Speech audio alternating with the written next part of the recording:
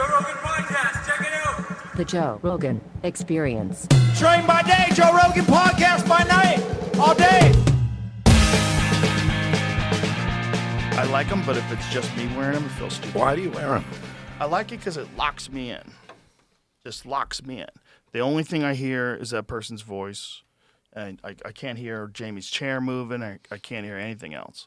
And it just like makes me really like focused on the conversation only. I have ADHD. I had 11 siblings, and I have 7 kids, so I can work. I can focus. No matter what? No matter what. It's a skill. It's a thing to learn. You know, if you're the person that can focus without distraction, you're a good person to be in the job you're at. Yeah. What is it like? So since you've been appointed, I haven't talked to you on a podcast since. I know. Yeah.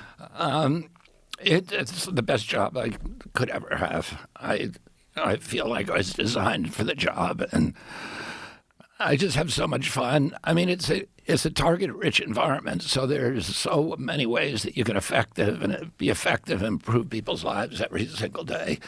And part of that is because the agency was just such a mess. You know, it wasn't doing health care. It was doing sick care and just managing all of these perverse incentives that have us spending $5 trillion a year, 2 to 3 times per capita what any other nation spends, and we have the sickest population in the world. We have the highest chronic disease burden in the world. And we're the best at medicine in this country. But that's when people get sick. You'd rather get sick here than any place in the world. But you're more likely to be sick here than any place in the world. And, and then it was just a big political patronage operation. And it still is. We're putting an end to that now. I mean, the amount of fraud that goes through that place. We lose just in Medicaid and Medicare $100 billion a year. And it's all just this really, shocking, blatant fraud that's become industrialized. I mean, there's foreign nations like Russia. Everybody's heard of Somalia, but also Cuba has this operation in Florida where it's where they open up these little these P.O. boxes for durable medical equipment, is like knee braces and wheelchairs. And then they don't have any knee braces or wheelchairs, but they have patient identification numbers. So they just claim to be shipping them to people. And we found one hotel, it had like 129 rooms, and everyone was a different company that was selling durable medical equipment. And we go in and shut them down, and they immediately go back to Cuba. And the whole thing is apparently run by the Cuban government, but Russia's doing the same thing with hospices in. Where do they get the patient ID numbers? They can buy those numbers, on the black market. Really? Yeah. And Russia does the same thing in Los Angeles with hospice care. So there's more hospice care in Los Angeles than the entire rest of the country combined. It's all fraudulent. And we're just pumping hundreds of millions of dollars into these fraudulent operations. The same thing that the Somalis did in Ethiopia. A lot of that money was going back to Boko Haram and, terror groups over there. But a lot of it was based, the Medicare stuff is different, and we're going to be able to catch almost all of that now because we're using AI to do it. It was never used before. There was no effort at program integrity. In fact, the Biden administration deliberately, purposely ordered them. They ended the program integrity office. So they went from hundreds of people to 6 people. And they said, we don't want you doing program integrity. We just want you doing enrollments.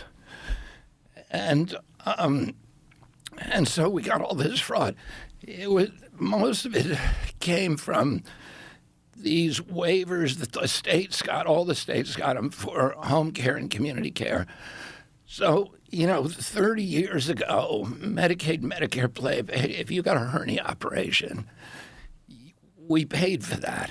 And you could tell somebody got the hernia operation because they had the scar, they used a licensed nurse, they used a licensed doctor. It was all documented. Then some of the states said, we're sending a whole lot of people to the hospital, and we don't have home care providers. So if you let us pay family members to do home care, the patient won't have to go to the hospital. They won't have to go to the emergency room, and we'll save a lot of money. So it was well-intentioned, but then what happened is people immediately started abusing it. So today, if you these are services that are not normally played by family members, performed by family members. Buying groceries for your grandmother and bringing them home, you now get paid for that. Balancing your grandmother's checkbook, driving her to a medical visit. So then you had this, organized fraud where, and this is what happened in Minnesota. These organized crime companies would come in and say, you designate this family, you designate all your children have autism now, even if they didn't. And we're going to now pay providers for each of them, and we'll give you a few $1,000s to do it, but then they would collect all the money. And that's what was happening. It's happening all over the country because there was it's very, very difficult. The guardrails on that system were very pervious, and anybody can defraud it. If you are inclined to do fraud, this was an irresistible opportunity. How long was this going on for? Like, when did this fraud begin, do you believe? It really accelerated during the Biden administration. We expected to pay for the Minnesota program just for autism care for kids who have autism. The kids need the care because they go to maybe a special school, but then they come home from school and the parents aren't there because they're working. So who's going to take care of them? So in legitimate circumstances, you would want to pay for that. But what happened is they just started this wholesale fraud. We expected the cost of that program to be about $3 million a year in Minnesota, in Minneapolis. It got up over a 3-year period. It got up to $400 million a year. So it was all fraudulent, almost. I just don't understand. So this accelerated during the Biden administration, Yeah. But when did it begin? Like, how long has it been going They stopped on? doing program integrity. They told people in my agency, and I've talked to them, we don't want to do program integrity anymore. We now just want to focus everything on enrollments. In other words, enrolling more people in Obamacare and the programs. And, you could say there was bad motives there because, one, the states don't pay. The states pay a tiny fraction of it, but it all goes to the federal government. So the states don't really want to do fraud detection because all that money is coming into their state. And then every time you enroll somebody, you're registering them to vote. And so, they may have had ulterior motives, let me put it that way. But right now what we're doing is we're saying to the states, we have audited you. We believe that 50% of the program dollars you're spending were fraudulent or possibly fraudulent. You show us a corrective action that you're going to take, or we're going to withdraw that money the next time. The money's not being withdrawn from individuals. We're not reimbursing the state for it until they told us. Now, the red states have all said, yeah, we'll do it. But Maine, Minnesota, California, and New York have said, no, we're not going to. Basically, they sent us corrective action that was just, it was ridiculous. So is there financial incentive?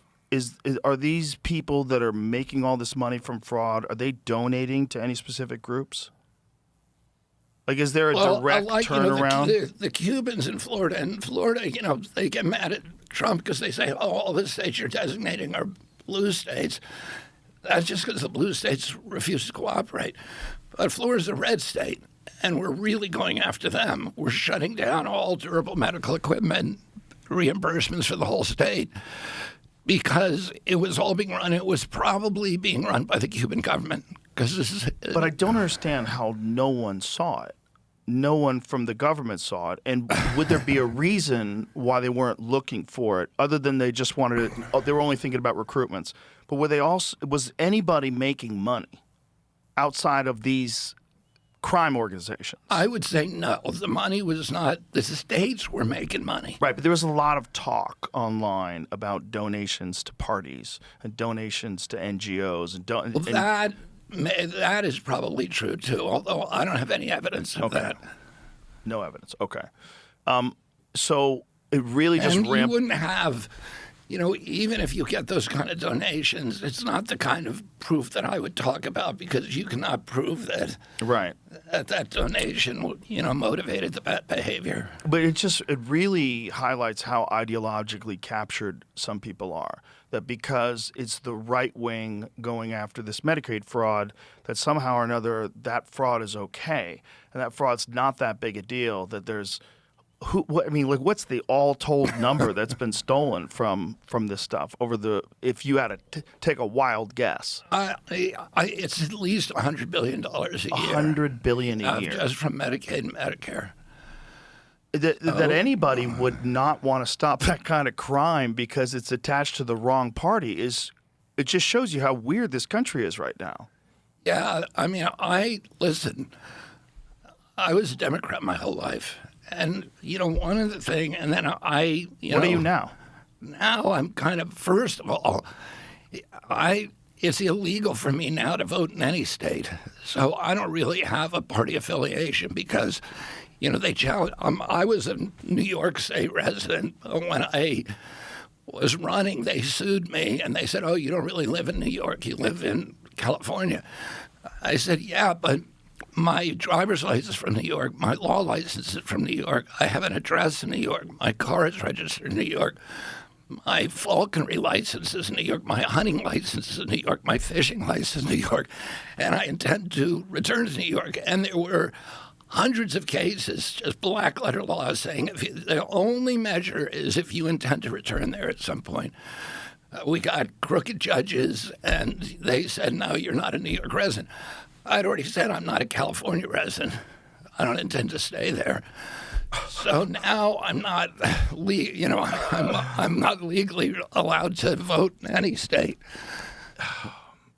But I saw this with the party. My father hated partisanship because he thought it was dishonest, and he said he always told us you should vote for the man, not the party.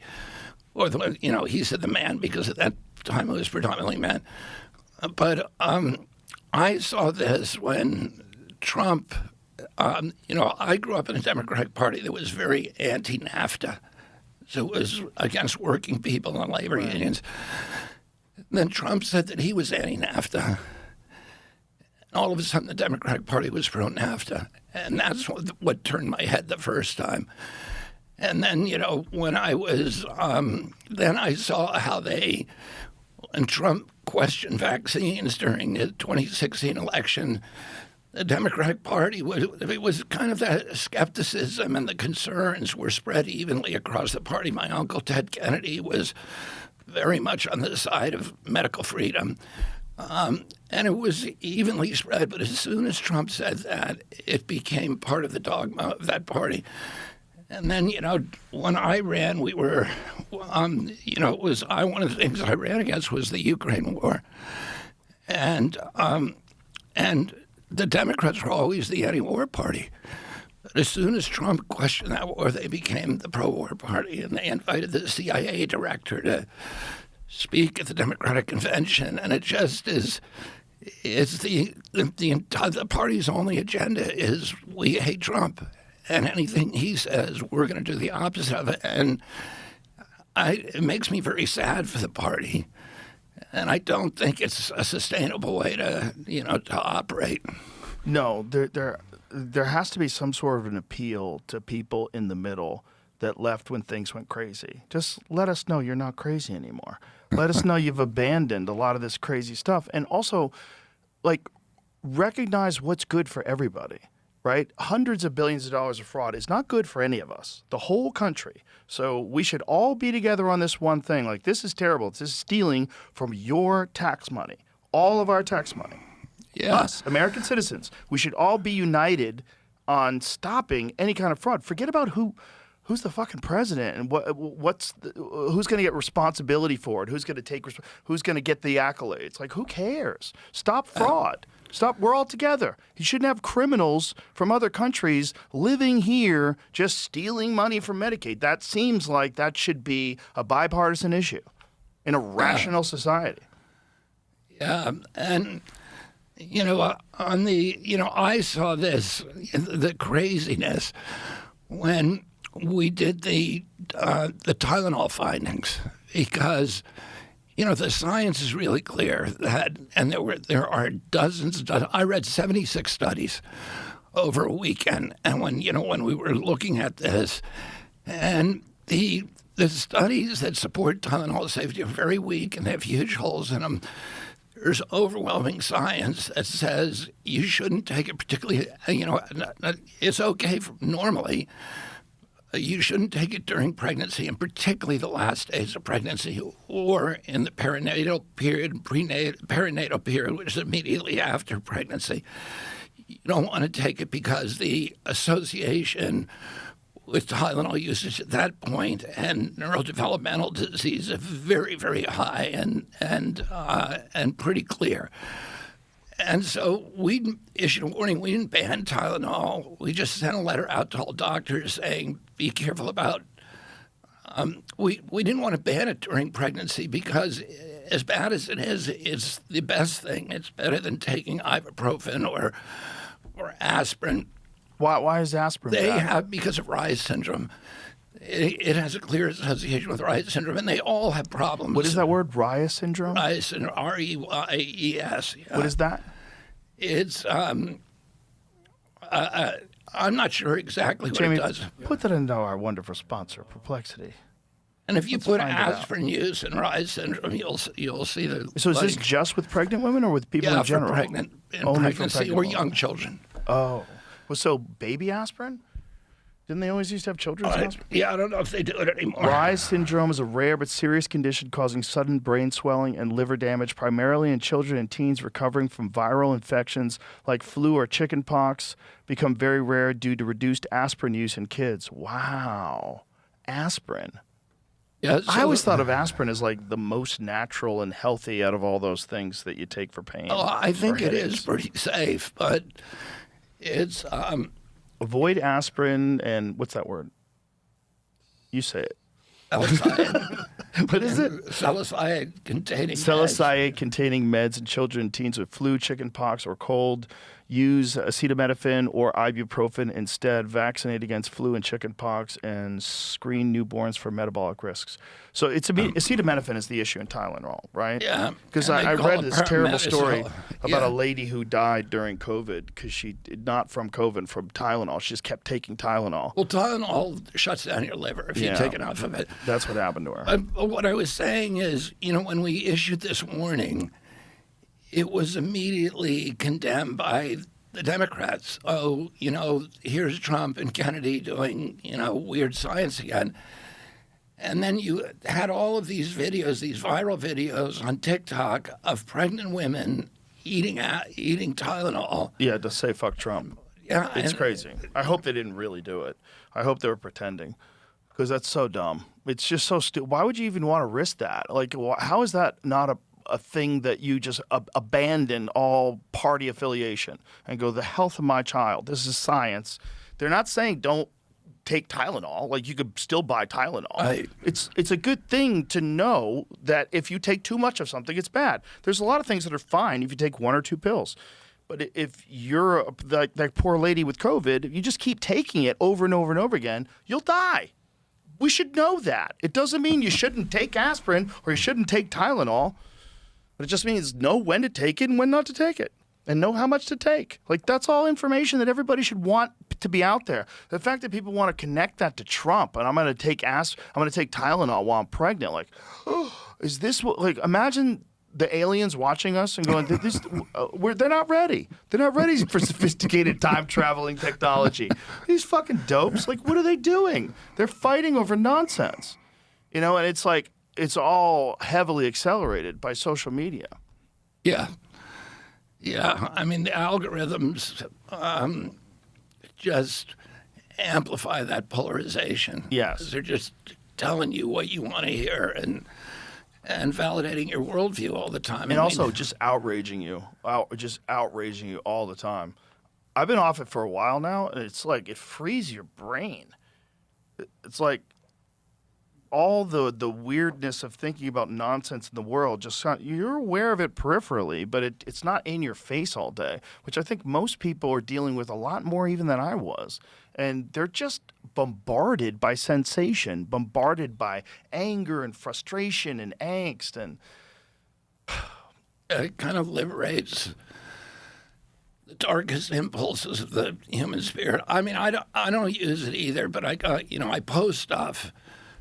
But, if I started reading my comments and take them seriously, it's terrible. I genuinely thought when you joined forces with Trump and then Tulsi did as well, I was like, okay, maybe this will unite us more and make more people realize that there's a lot of people that are being left out, that are in the center of all this, and we can all come together and work together. That's what I thought, naively.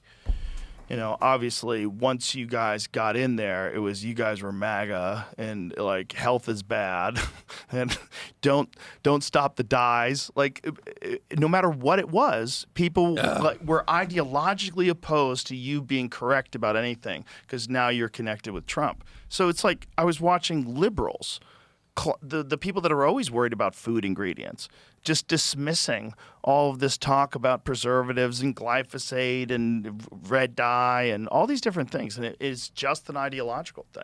Yeah. I mean, it's dogma, and it's tribalism. It's these connectors in our brain that evolved over millions of years, was living in these little tribal communities, and now you've got machines that can activate those parts of the brain, and they're being manipulated all the time. Yeah, and then there's a bunch of people that are commenting that aren't even real people. There's that too. There's a lot of manipulation that's going on social media where who knows who's doing it. There's a bunch of different groups doing it. But they're not real people that are outraged. They're not real human beings that are saying these things. And they can kind of shift a narrative into a certain direction sometimes. It's a fascinating time to be alive.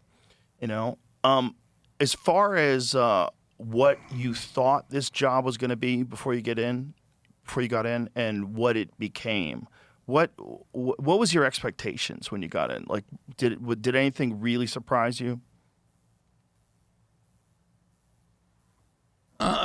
I mean, I try to go into every part of my life without expectations, and just focus on really narrowly on what I'm doing day by day, and that actually makes me a lot more resilient. Because if you don't have expectations, you never get disappointments, and so you can never get crushed. And but I would say that. I had not spent a lot of my life hanging out with Republicans. And what I imagined that they were talking about is exactly the opposite of, now I'm in an administration that is surrounded by immensely talented people. And they're immensely idealistic. And, I always imagined the Republicans would get together and they'd be thinking about how do we screw the poor and how do we, reduce the tax on the rich. And they're just narrowly focused on how do we solve these big problems and how do we make our country work. And the level of idealism that I see at every level in the White House and, in my agency is inspiring. And then the level of the capabilities, just the competence of the people who I'm surrounded with. I think the thing that shocked me most was how bad the agency was, how just how inefficient, how nobody seemed to care that people were getting sicker and sicker. Nobody was taking accountability of the fact we're the health agency, and yet we have the worst health and we're the richest health agency in the world. I think HHS is the sixth biggest country in the world if you look at its budget. It's got the biggest budget in the federal government, bigger than the defense budget, and yet we are absolutely miserable at what we did. I mean, we're literally presiding over this cliff where every American is where people are just 77% of American kids can't qualify for military service. And nobody's asking, why is that happening? We've gone, when I was a kid, the typical pediatrician would see one case of juvenile diabetes over a 40 or 50-year career. Today, 38% of teens are diabetic or pre-diabetic. So 1 out of every 3 kids who walks through his office door. Why isn't anybody noticing this? The autism rates have gone from 1 in 10,000 in 1970, and people knew what autism was. They knew what it looked like in 1970. They did the biggest epidemiological study in history to answer the question, what is the percentage? And they came up with 0.8 per 10,000. So less than 1 in 10,000. And today it's 1 in 31. In California, it's 1 in 19 and 1 in 12.5 boys. That's crazy. We are, That's so crazy. 1 in 12.5 boys is crazy. And when my uncle was president, I was a 10-year-old boy. We spent 0 on chronic disease, 0. And today we spend $4.3 trillion a year. And it's the fastest growing item in the federal budget. And it's existential. We can't sustain it. And the Republicans and Democrats have been arguing for years about whether we do single payer, Obamacare, this or that. It's all about throwing money. Who gets to keep the money? And we're throwing at a system that's completely broken. It's not a health care system. Just keep getting sicker and sicker. It's like changing deck chairs on the Titanic. Why is nobody focusing on how do we get people healthy? Because that's how you solve the health care cost problem. Right now, 40 cents out of every dollar that you spend in federal taxes is going to health care, and about 90% of that is chronic disease. So, it's clear, and Americans don't want to be sick. They're being made sick. The obesity rates have gone from 5% in kids when I was a kid to now close to 20%. And in adults, 70% of adults are obese or overweight. That was not true when we were kids. And it's not because Americans got indolent or lazy or hungry. It's because they were being mass poisoned. And, the vested interests that are making money on everybody makes money on keeping us sick. The food companies make money on getting us sick, but pharma makes money on keeping us sick. The insurance, you would think insurance would want to keep you well, but it doesn't. It actually makes more money if more people are sick. The hospitals. Why? How does the insurance company make more money if people are sick? Well, think of it this way. If you're Lloyd's of London, do you want one ship and you're insuring all the ships in the ocean? Do you want one ship to sink a year, or do you want 1,000 to sink? If 1,000 sink, everybody's going to be paying you premiums to insure themselves against that eventuality. And you're making money on the friction. So you're making the money that comes into this. You're making your money on the money that comes into the system. So the more that you pump up that volume of money, the more you make. So, nobody is interested, nobody is economically incentivized to make people well, and we are not going to get well until we align those economic incentives with the health outcomes that we want, which is nobody gets sick. We end the chronic disease epidemic, and that's what we're doing now. We're trying to realign all those perverse incentives that reward you. For example, the medical system pays out on fee-based service. That means that the more tests the doctor orders for you, the more drugs he prescribes you, the more contact he has with you, the richer he gets. So he is not incentivized to get you well. We ought to be paying him a flat fee at the beginning of the year and saying any cause from this patient, the rest of the year come out of your pocket. And then he's like, okay, how do I get this guy from getting sick? And he starts studying nutrition books and, That's actually an interesting idea. It seems so captured at this point. It's going to be difficult to unravel all that. It's difficult, but it's not impossible, and we're doing it. Well, but I think 3 years from now, you're going to see a different healthcare model in our country. Talking about it has a big impact because most people are just not aware of how the whole system works and what is actually wrong with it. Most people just hear about it. Healthcare, people are sick, they need healthcare. Why would they cut healthcare? Cutting healthcare is bad. That's what they would just immediately think. And I think most people they think of the fraud stuff and they want to dismiss it. Like I've heard all these people dismiss this Nick Shirley kid and what he exposed in Minneapolis.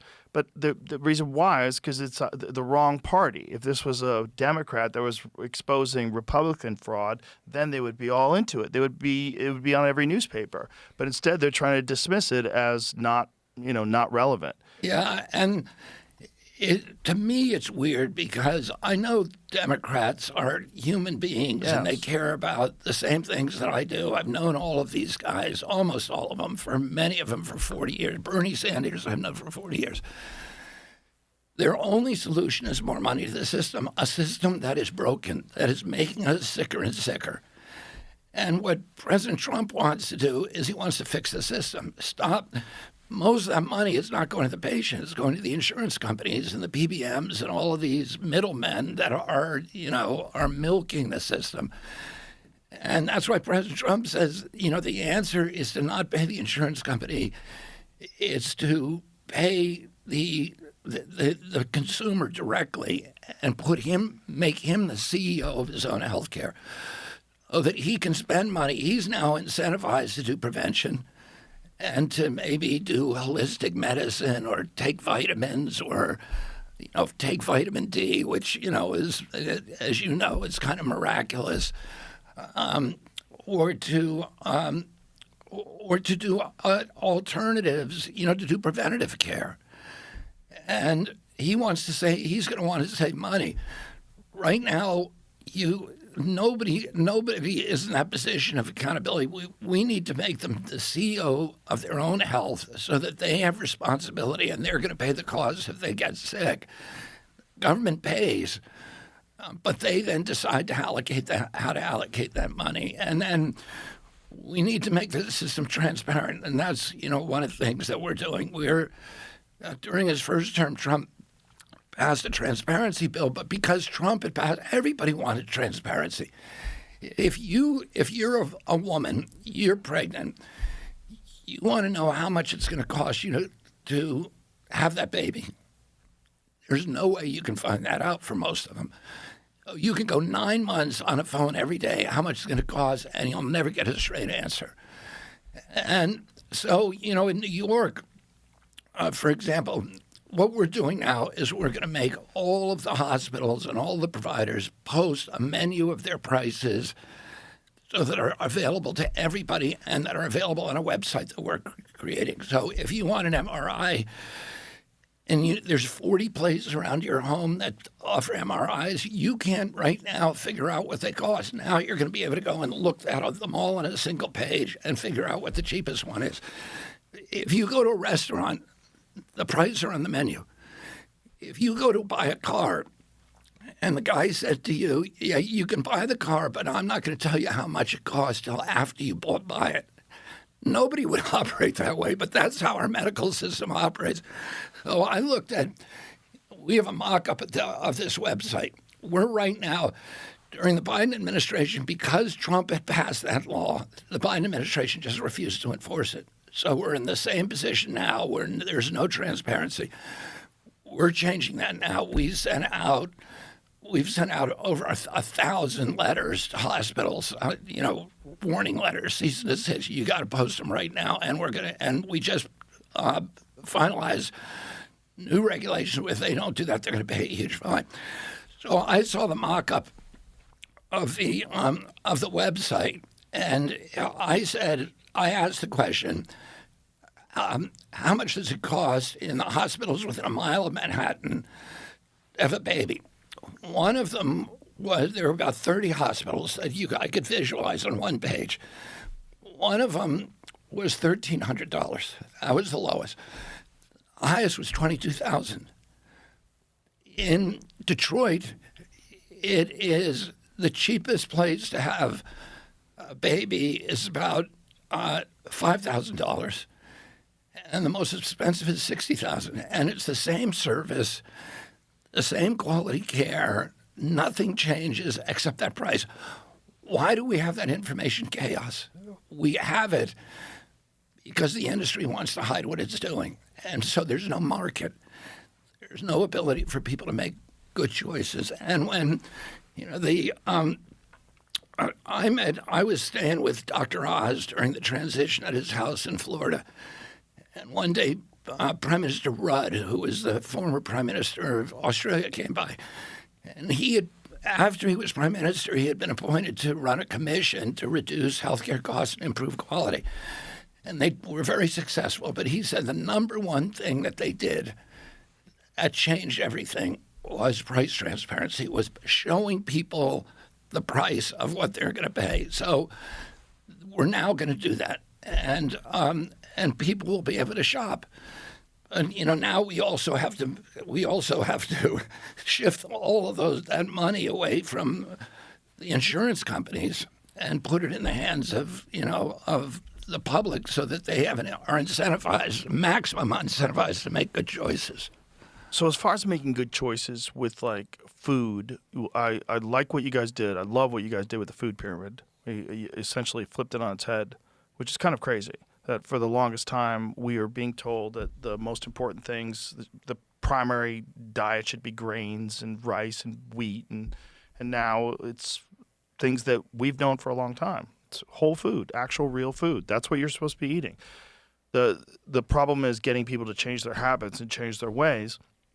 And if people don't start eating good food, and if people don't start taking care of their body, what other things can you even imagine would shift this trend? Well, here's what's going to happen. First of all, the food pyramid. I inherited a food pyramid from the first week. I came into office 1 year and 2 weeks ago. A week after I got in, I was handed the food pyramid that the Biden administration had. It wasn't even the food pyramid. They got rid of that. They just were doing the dietary guidelines. So it was the recommendations that would be reflected in the food pyramid. It was hundreds of pages long, and it was incomprehensible. And it was driven by all the mercantile impulses that had corrupted the food pyramid for 50 years. And it was written by lobbyists. It was written by the food industry lobbyists, and the same impulses that put Fruit Loops at the top of the food pyramid, which isn't even a food. Fruit Loops were at the top of the food? Fruit Loops were at the top recommendation of the food pyramid. You can ask them to look up the old food pyramid. I need to see where Fruit Loops stand. Don't they throw some vitamins on Fruit Loops? Isn't it like vitamin rich? Oh, yeah, as if that's good for you. It's good for you. Right. They add vitamins. Do they even add vitamins to cyanide? And, it's not going to make it any better for you. No, I'm joking, obviously. But it was a ridiculous... So then what we did is we got the best nutritionists in the country. We got Mark Hyman, and we got the nutritionists from the best universities in the country, and we put them all in a room. And I thought it was going to take a month. It took 11 months because they fought over every recommendation, and everything is cited in source so that we know we have good science. But, some of the stuff because of regulatory malpractice all these years. Some of the studies simply haven't been done, so there are knowledge gaps which we should not have. So now we have a food pyramid, and because of the old food pyramid, people didn't like the food on it, and they were going to ultra-processed food, which was okay on the food pyramid. So now 70% of the food that our kids eat is ultra-processed food, 70% of the calories they get, and it's just poisoning them. And they took off the good stuff like whole milk, which is nutrient dense, which is feeding their brain. We have 2 generations of kids that grew up without milk, without the proper nutrients for their brain. We have the first country in the face of the earth that has chronic obesity and in the same people, malnutrition. So you have immensely obese people and they're malnourished. They're medically malnourished. And it's because the food pyramid was so messed up. So what's going to happen now, Joe, is that we are going to be able to drive that. We're going to be able to change dietary culture. Just the food pyramid is going to change dietary culture. And here's how. Brooke Rollins, who's an incredible USDA secretary, she administers $405 million a day that she gives out to food subsidies, so school lunches, the WICS program, the SNAP program, Indian Health Services, and all of these other programs. And so those programs now are going to get good food because the dietary guidelines dictate what they can and cannot feed kids.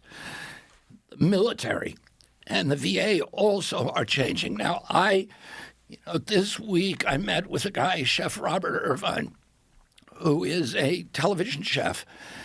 He's been hired by Pete Hegseth to come in and change all the military meals. And he's already on 5 bases. By the end of this month, he'll be on 20. What he's done is the food that we give our military is so bad, they won't eat it. So they're going out and they're spending their money on fast food. And fast food is not cheap. A Big Mac meal costs $12 to $14. It's not a cheap meal. You can get a really good food for that price. You could feed yourself the whole day for that price with good food. Mark Hyman's new book has a diet, $10 a day diet, 3 meals, great food. Anyway, Robert Irvine has gone into these places and he gives them all fresh food, almost all of it locally sourced. As it turns out, it's cheaper. The military is spending $18 a day for 3 meals for each soldier.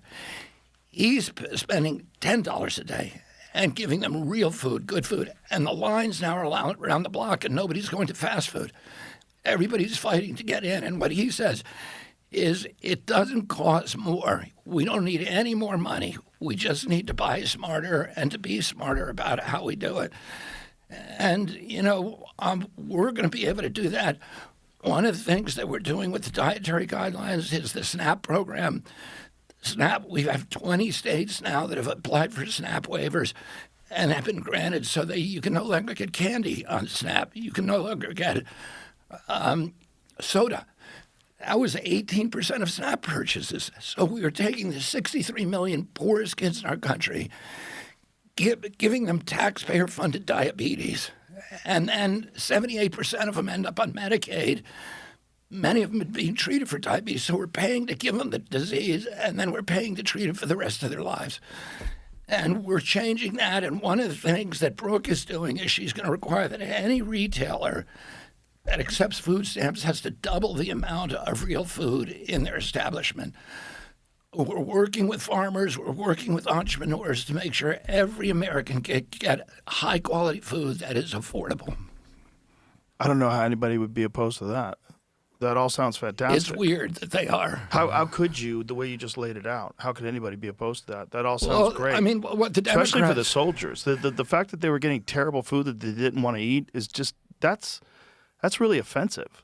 Yeah. You think about what you're asking of them, and then you're giving them garbage that they don't even want to eat. Like, how do they feel that you care about them? Well, and one of the things that Robert Irvine, the chef, told me, he said, it costs $9 to get a frozen salmon. it costs $6 to get a fresh salmon. So,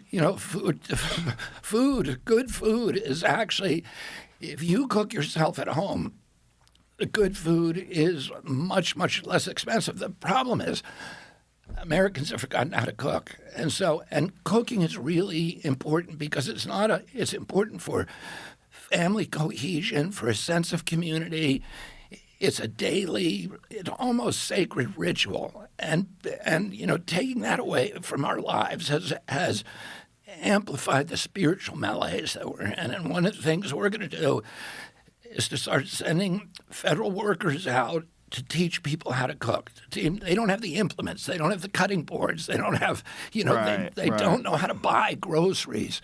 Right. And, you can go into any big grocery store in this country. If you go and buy a steak, it's still pretty expensive.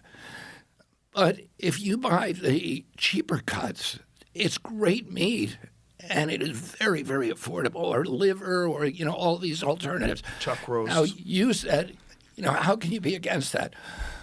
Well, I told you 20 states have applied for the SNAP program, and we've granted them SNAP waivers. Why would you want taxpayer? If you want to drink a Coke, you ought to be able to. We live in the United States. We're not going to take anything away from anybody. But the taxpayer shouldn't be paying for it, particularly when we're paying for it on the other end in diabetes. So this just makes sense to anybody. But 20 states have applied. Only 2 of them are blue states. Why? The Bernie Sanders has been fighting for this for years, but Vermont won't apply for one. And it's all partisanship, and they're putting their hatred of Donald Trump ahead of their love for their own children. And until we learn to stop doing that, the health care in this country is not going to improve, at least in those states. So what strategies, if any, could you ever imagine that could be implemented that would kind of unite people on these things and get them to stop being so partisan about one of the most important aspects of being a human being is staying healthy. It's like love and health. Those are the top ones that we all want. It just seems insane that we would choose this as a battleground. And it seems insane that it's connected to one party or another. It shouldn't be. We should all be united on at least this. And I think if people were a little healthier and they were a little more fit, they'd probably have a lot less anxiety, probably a lot less conflict when it comes to political disagreements. Things could probably be worked out more amicably, especially among friends. It's like having good health improves virtually every aspect of your life. Yeah, I would for say, everybody. I'd say 2 things. The food ties directly into your mental health. Yes. And we now know that it's so well documented that there's a gut-brain connection, and that depression, ADHD. Chris Palmer up at Harvard is dramatically reducing the symptoms of schizophrenia simply by changing people's diets. He's using a keto diet. There are dramatically, like what kind of percentage? Losing 30% of their symptoms. Really? Just from ketones. From keto. What about? Have they done anything with the same thing is true. There's a big paper about to come out on losing a bipolar diagnosis, kids who lose bipolar diagnosis simply by changing their diet. We know that ADHD is driven by all these food dyes and stuff, and that's very well documented. There's all of these. You go on the internet and you look for studies that show what happens when you change the food in prisons and juvenile detention facilities. And they'll put it in one wing of the prison. They'll put good food, and then they'll put the standard food in the other. And the level of violence goes down by 40, 45, 50%. The use of restraints in juvenile detention facilities goes down 75%. The number of incidents dramatically drops. And so it's a public safety issue in the prisons. And, I've been meeting now with all the prisons. Prisons have a real problem because the state prisons are allocated to 60 cents a day to feed the prisoners, and it's all Oh my For them, God. it's all about shelf life. So they're just feeding them the worst kind of poison that you could possibly. It's all just chemicals. Oh my God. But Well, we've kind of given up on the idea of rehabilitation. It's just all about punishment, and then. but this is locking also them up public is- safety. It's guard safety. of course. Everything Yeah. else. And the other thing, the answer to your first question about how do you sort of, mitigate the polarization, I would say the only way that you do that is by getting people to start talking to each other. Yeah. Because that, you got to be able to find common ground with other people. And if you don't talk to them, you don't see their humanity. Right. And, that's one of the things that you do that is so great, which is you bring a lot of people on here who you disagree with, and you have a civil conversation about them, and you show your curiosity about them, and you get to hear their rationale. And a lot of times I'll listen to somebody on this show, I'll say, oh, I don't like this guy, and then I'll listen to his rationale, and I'll think, oh, actually he's making a lot of sense. And we have to stop hating people because of the label on them. Yeah. And start, listening. And it's really important we do that now because these algorithms are designed to drive us all apart. Yeah. And, we've always had political polarization in this country. I mean, I grew up during the 60s and, there were bombs going off and people being shot and, it was very, very violent and vitriolic when my dad was running. And the polarization probably was the worst since the American Civil War. But today, when it is amplified by the algorithms, it's hard to see where it's going to end up in a good place unless we start learning to talk to each other. It's not just the algorithm. It's also the method of communication. When you're only talking to people through like angry tweets back and forth with each other. You were saying like sit down and talk to people. No one's doing that anymore. There's very few people. There's a few FaceTime conversations going on. You see your friends if you go out with them. People are not talking that much anymore, and they're not sitting down and talking. And when you do, everyone's distracted. Everyone has their phones out. Everyone's checking text messages.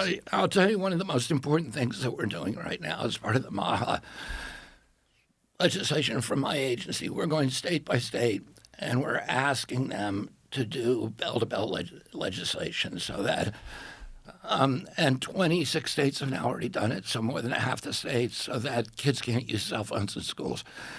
And I went to a school in Loudoun County the other day, and the states love them.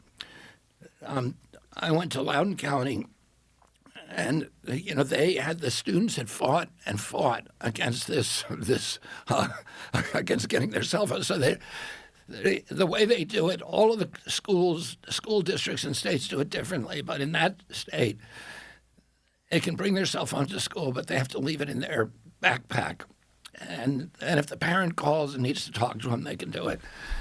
But I walked into the cafeteria, 600 kids in that cafeteria, and they're all talking to each other. They're sitting across the table. Nobody's looking at their laps. The parents came, that day.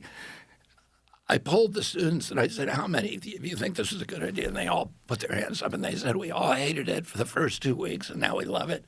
Wow. The parents said, it's the best thing that ever happened. My kid is not driving with their cell phone in the car anymore because they know they can live without it. They're eating dinner with the family and we're actually having conversations. And then the teachers in the schools love it because the disciplinary problems go down and the test scores go through the roof, because they're focusing right, of course. on work. So it's just like a no-brainer. But again, it's the blue states that are the hardest to convince to do it because they see it as a Trump, part of the the demonization of Trump being the tyrant or whatever. It's just so stupid to not recognize the kids are distracted. Like what? Why? It's just one of those things. Like, why does that have to be a right or a left issue? It's stupid. This is a United States issue. The best way to have a group of people that succeed in this world is make it as clear a path for them as possible. And as soon as you allow them to use their phone all day, it's too addictive. Yeah. No one can put them down. No. You're going to lose 30% of your concentration or more easily, I would imagine. the fact that that would be a partisan thing is just nuts. It just shows how goofy we are. I don't know how you get people to talk though. I mean, other than, I do it on a podcast, but that's my job. I don't know how many conversations I'd be having with people who I was politically opposed to or ideologically opposed to or just didn't see eye to eye with them and wanted to know how they think. I don't know how many opportunities I would ever even get to do that. What you're doing is so important. And now, there's 1,000 people imitating you, many really good podcasts. But it's teaching people to have conversations. I mean, you are the best teacher, mentor on that, and people admire you. So they, and I have 7 kids, and they grew up with devices and stuff. And I would look, I'd slap them out of their hand, and and also they couldn't concentrate on long points, long conversations. They're like, get to the point, like, I only got 5 seconds. You got to make your point. And then I see them sitting for 3.5 hours and listening to a Rogan podcast. That was a cultural phenomenon. That was a cultural change. This generation of kids, I have so much hope for because they grew up with that. And, they want it. So I do have a lot of hope that we're going to be able to do this. And then, I think Charlie Kirk did that too as an example to a lot of those kids. Because whether you agree with him or not, and he had very strong opinions that people, consider terrible. But the one thing that he really did is he talked to people he didn't agree with, and he always gave them the microphone and allowed them to amplify their voice. And then he had a civility, and he talked to them, and he used logic a lot of times destructively, but not in an angry way. Yeah. And so I think, he was teaching people how to have conversations again. You're teaching people how to have conversations again. And it's, I think that's, one of the big hopes that I have for the future, that people learn to talk to each other with people with whom they disagree. It would be nice. But there's also a real, genuine problem today in the marketplace of outrage. That a lot of people, a lot of their podcasts are just focused almost entirely on outrage and of like having arguments and screaming matches with people and putting people down and not having civil discourse, but trying to win, trying to dominate someone in an argument, trying to squash people. And I guess in a sense, some of that is really good because it exposes bad ideas, but it just encourages that kind of discourse where if someone's ideologically opposed to you, they are the enemy and you want to destroy them. And I'm like, okay, they're just a human being. Like, find out why they got to where they are that is a different perspective than you have and why you got to where you are and try to figure out if there's some middle ground in there. Like, what do you believe? Like, or why do you believe that? And find out why and ask them and don't cut them off. Let them talk. Let them express themselves. Help them if you can. Try to figure out what makes someone actually think instead of just thinking that your ideas are a part of you. They're just ideas. Like, they're not you. Like, some ideas you can hold in your mind and they're bad for you. They're bad. You haven't examined them. You're acting on them like they're doctrine. And then you're stuck with that idea because you've already espoused it so many times. You don't want to be a flip-flopper. And so people get mad. And you get this weird cycle of shitty communication and nobody ever breaks out of it and nothing ever gets done. And there's no common ground is ever achieved. And the only way you're going to ever break that is to stop talking to people like that. You got to just talk to them.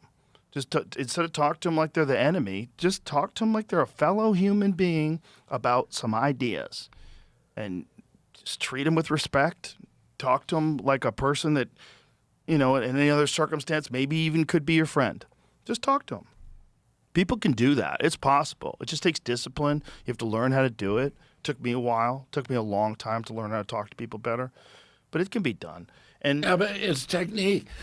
But as prevalent as, that kind of vitriol is in the podcast world. Right.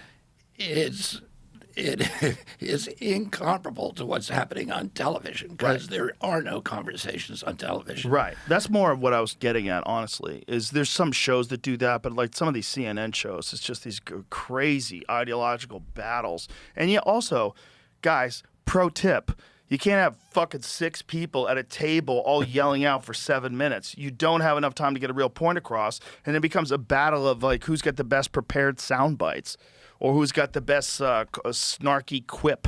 It's stupid. It's a stupid way to talk about things. You know? I mean, Cheryl went on The View. Yeah, The View, and it was that. It wasn't like you say, you know, like let's have a congenial conversation with people and, you know, allow them to express themselves and to be fun and funny and Yes. Yeah, well, just have a conversation with someone.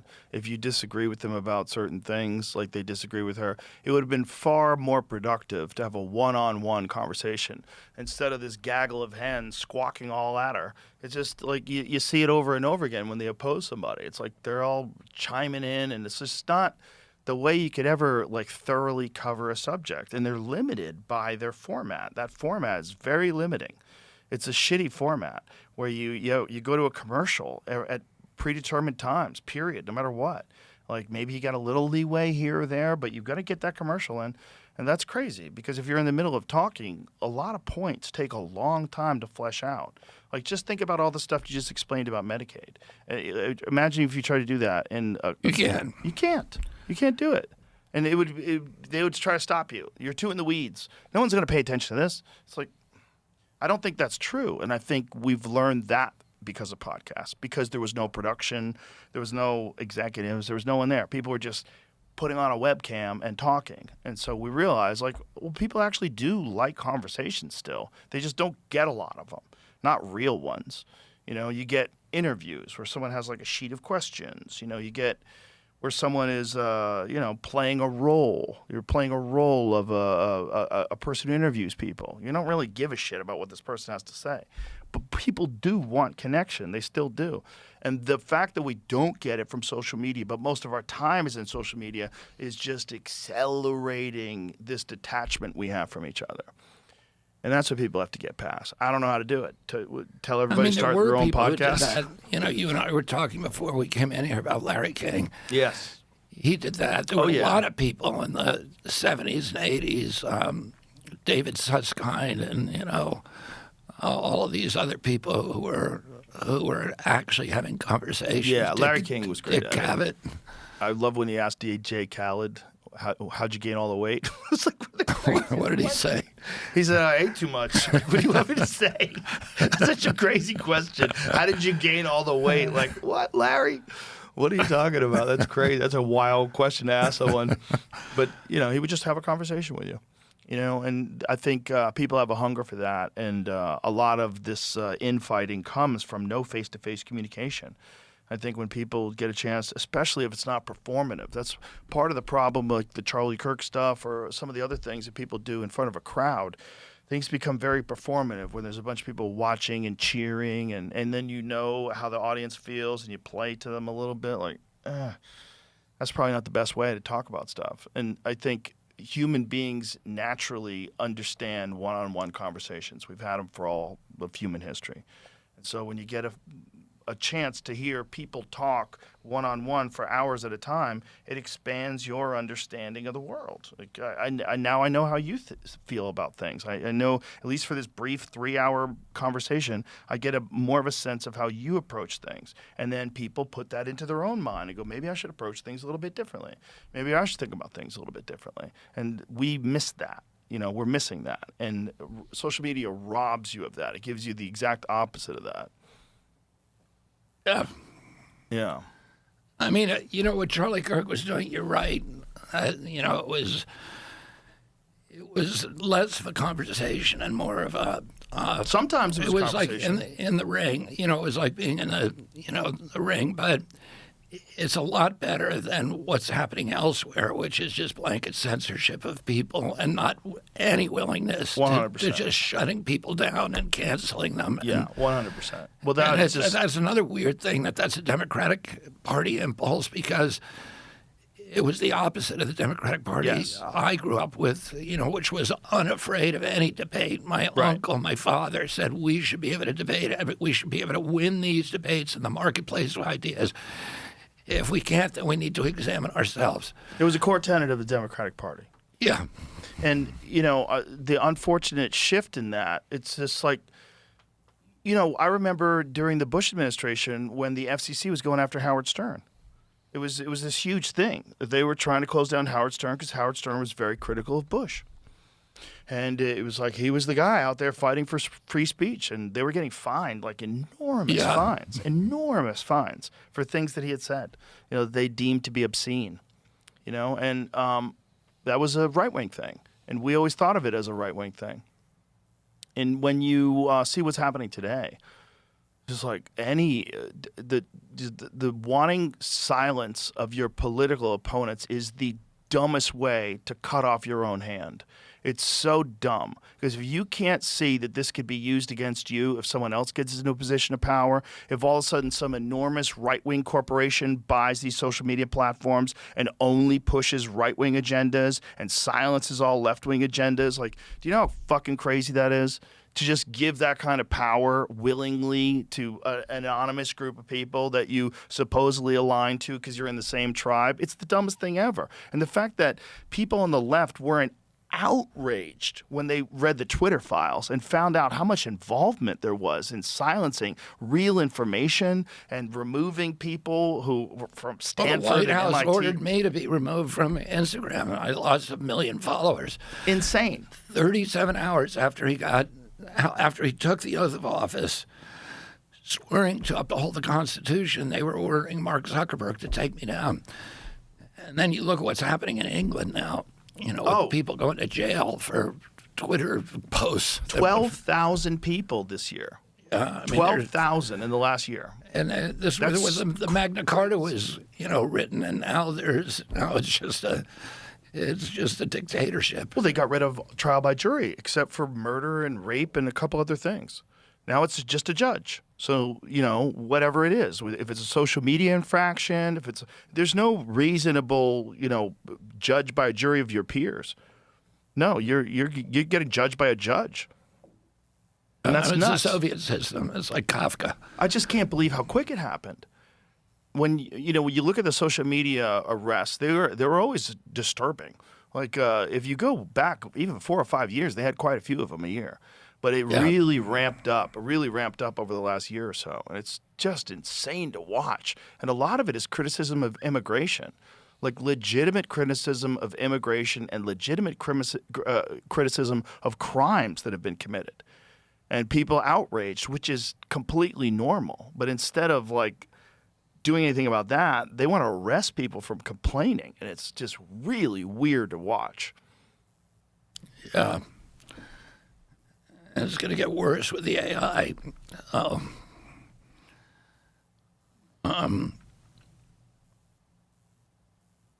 It's scary. Well, it's just strange that they couldn't do anything to stop that from happening, and that anybody that's reasonable would be willing to let that happen because their side is imposing it. That seems like an existential threat to all critical thinking, all communication and debate. As soon as you start arresting people for opinions, that's crazy. Now you're getting nuts. Like anything that you deem might incite violence or like outrage, people are outraged. They have a right to be outraged. If you can put them in a cage because they're outraged, that's nuts. That's really nuts. Now they have a pub law. Do you know this one? No. Oh, find that, Jamie. They're trying to pass this thing. I don't know if they passed it, where someone's. I don't want to speak out of turn. I don't want to fuck this up because it was disturbing enough without me misinterpreting it. But the idea was to stop people from saying things on social media that you get arrested for. Stop them from saying those kind of things in pubs. And where is this, in England? Yes. See if you can find it. I know I saved it, but it'll take me too long to pull it up. You find anything like that? I'm trying to make sure it's legit. Yeah. I mean, I wouldn't imagine it's not. I mean, it's not outside the realm of what they're capable of doing if they're arresting 12,000 people a year for social media posts. I mean, if that was happening in America and they were only arresting Republicans, I don't think you'd hear a peep out of the Democrats. I think they think it's important. We have to stop misinformation. Yeah. It passed? No, I don't think it passed. You don't think it passed? I'm gonna find out if it passed or not. Okay, so what is the what were they? It was legislation aimed, blah blah blah, but it says you're still free to converse. No, the law now places history. I don't know. What was what were they trying to? Okay, free speech in UK pubs, employer responsibilities. It requires employers to take reasonable steps to prevent staff from experiencing harassment by third parties such as customers. Well, that's normal, right? You don't want to be harassed by concerns have been raised that debates on, for instance, gender identity or political matters could lead to staff complaints, resulting in patrons being asked to leave if the behavior is deemed aggressive or harassing. It should not be misinterpreted as a ban on lawful, polite, or controversial speech. Who's to decide what's controversial, though? Third-party harassment legislation focuses on addressing harassment rather than banning specific topics of conversation entirely. Just any regulation of conversation is nuts. If it's one thing you're harassing the staff, the pub owner, I've never known a pub owner who would allow people to come in and harass his staff. He already has an economic and management incentive to not allow that. You know, it's not the kind of thing you need to legislate. But to say that someone doesn't feel safe if people are having a civil conversation about gender identity, you don't feel safe if you work there and that you're getting harassed by people's opinions that you don't agree with. Well, that's where things get weird. Because then as we've seen, there's a lot of people that get really triggered about a lot of things that are pretty normal for most folks. You know, microaggressions, dumb shit. There's a lot of people that just want to be offended, and if this is a law, that could lead to a lot more problems. It's just a slippery slope, and they're not going in the right direction. And I don't know how they course correct if they've fallen this far that quickly. 12,000 arrests is crazy. That's a crazy amount of people go to jail for social media posts. Yeah. And it encourages self-censorship, so you don't get a real sense of what people want or don't want. Because people don't want to be involved. They don't want to go to jail. They don't want to take a chance. The framers of the Constitution, free speech was everything to them, and they put it in the First Amendment because they knew all the other rights and guarantees were dependent on it. If you have a government that can silence its opponents, it has a license for any kind of atrocity. It's just shocking that all other Western nations haven't adopted that. Well, most of them don't have constitutions. So crazy. It's just so ridiculous. It's so ridiculous that free speech, which is like, we all agree, especially in America, it's one of the most important things. The only way to find out what's real and what's not. You got to let people talk it out, you know? I mean, when you're living in a world where the government has the power to dictate what's real and what's not real, and they don't have an obligation to be correct, you got a real problem. And if there's no consequences for them being incorrect and they've silenced correct speech, they've gotten away with something that's real slippery and real dangerous. And when there's a lot of money involved and a lot of businesses involved. I typed it into Perplexity, and it this gives a little context on it because the pubs were the pub thing. Yeah. Reverses a 2013 removal of third-party harassment liability, making pubs liable if staffs overhear comments deemed harassing based on protected characteristics like sex or race. Critics call it a banter ban, fearing landlords will police conversations to avoid lawsuits, chilling speech in social venues. That makes it sound like if someone was doing that, the business was getting in trouble versus the person who was saying it. Right. So they removed a third-party harassment liability. So they removed the pub owner being in trouble. Yeah. They removed that. Because it says it passed when I was looking it up. It said it passed a couple months ago. So that makes pub owners liable again. So it removed a 2013 removal of third-party harassment liability. Made them liable. I think it's back to reverses that, reverses making them liable. No. It reverses the removal of the third-party harassment liability. So they removed the liability, now making pubs liable. So it now makes them liable if they overhear comments. So what this does is it encourages the pub itself to censor people, which makes sense. I mean, if you all of a sudden can now sue a pub that you went into and you didn't like this conversation about gender identity that was taking place next to you, you have the basis of a lawsuit now. Yeah, so now the incentive is the pub owner to go out and police all the conversations, so that if anybody crosses a guardrail, the pub owner now has to go in and interrupt them, which is not a good thing. If you weren't a charitable person, you could imagine that there are certain groups that would have people go to places, have conversations, and set up a lawsuit. Yeah. You could commit fraud. If the pub is liable, what do you pay some kook to go in there and start yelling about transsexuals, and then next thing you know, you collect the lawsuit. That's not outside of what I think a shady person would do. If you think about what you've just talking about with all the Medicare fraud and all the other fraud that we know has happened in the world, this is a giant loophole. This is a giant loophole for people to come in and sue people and silence everybody's speech. And the fact that this is not being recognized it's very disturbing that people don't understand human behavior. It's very weird that they're willing to accept this kind of stuff. When you look at the challenges of getting things done, what has been the most frustrating in terms of what you wanted to get done and what you were actually able to get done or in the process of getting done? I mean, I've been surprised by how much President Trump has supported me on this stuff, because I'm going after the biggest, big pharma, big insurance, big food, and these have all been, those were all taboos for every administration, Democratic, Republican. There was little incremental things that you could do under Democratic administrations, but nothing like this has ever happened. I mean, the agreement we made with the pharmaceutical industry could not have happened under any other president. The MFN agreement, the most favored nation, and the way that worked is, we've been paying for the last 40 years the highest price in the world for medicine, and so.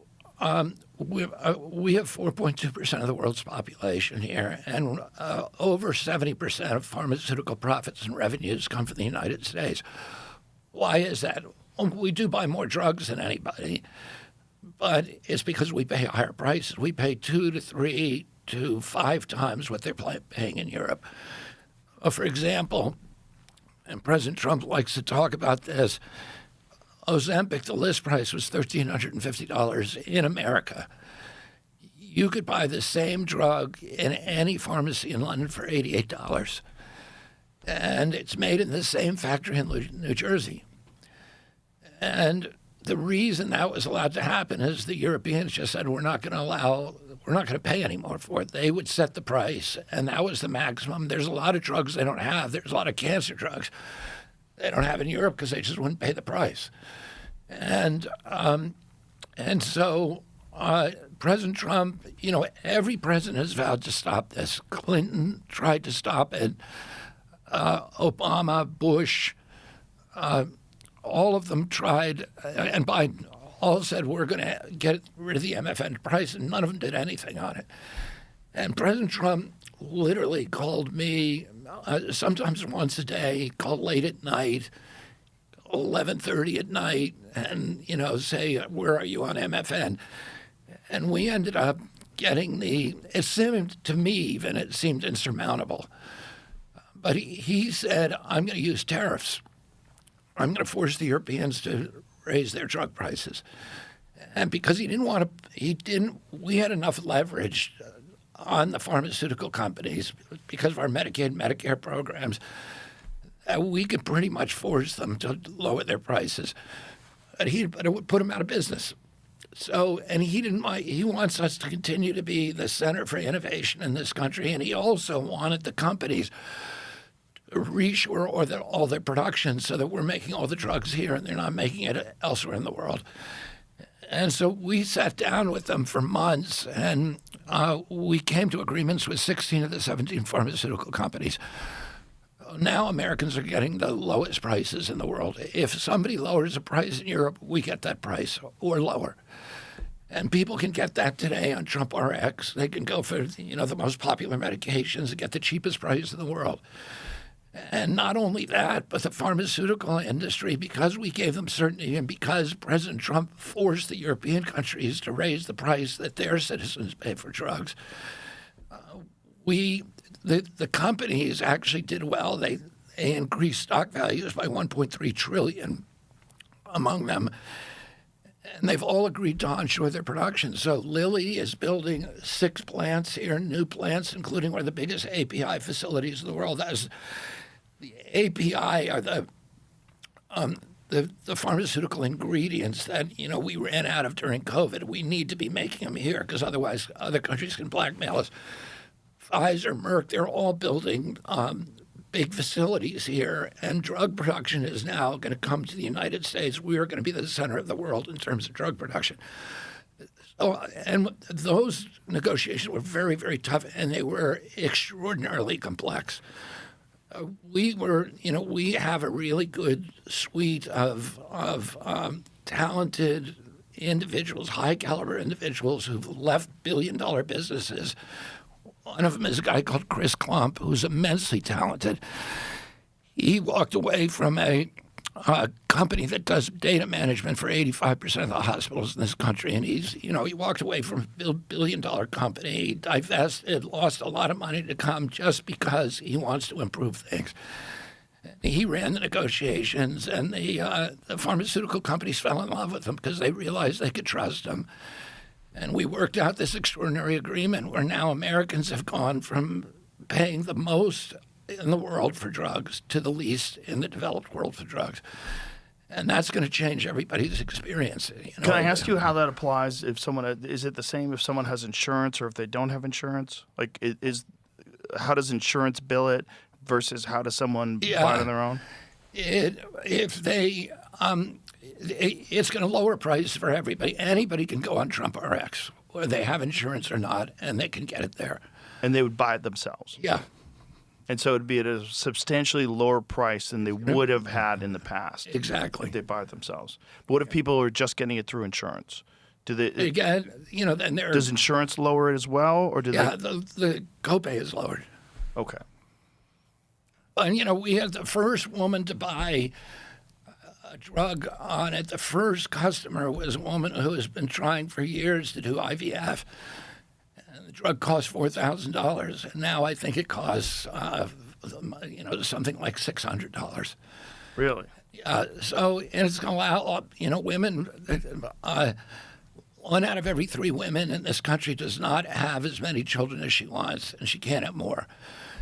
And IVF is going to be really important because our birth rates just dropped. I mean, dramatically this year. They dropped to 1.75. So, yeah, people don't understand that. We've had a few conversations on this podcast about population decline, and most people are not aware of it. They just see how many people are on the highway. They think we're overcrowded. They don't understand this replacement number that we're going to need unless we want our population the U.S.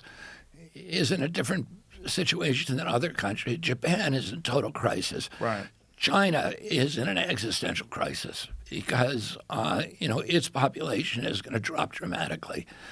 South Korea. But people want to immigrate here so we can make up the deficit through immigration.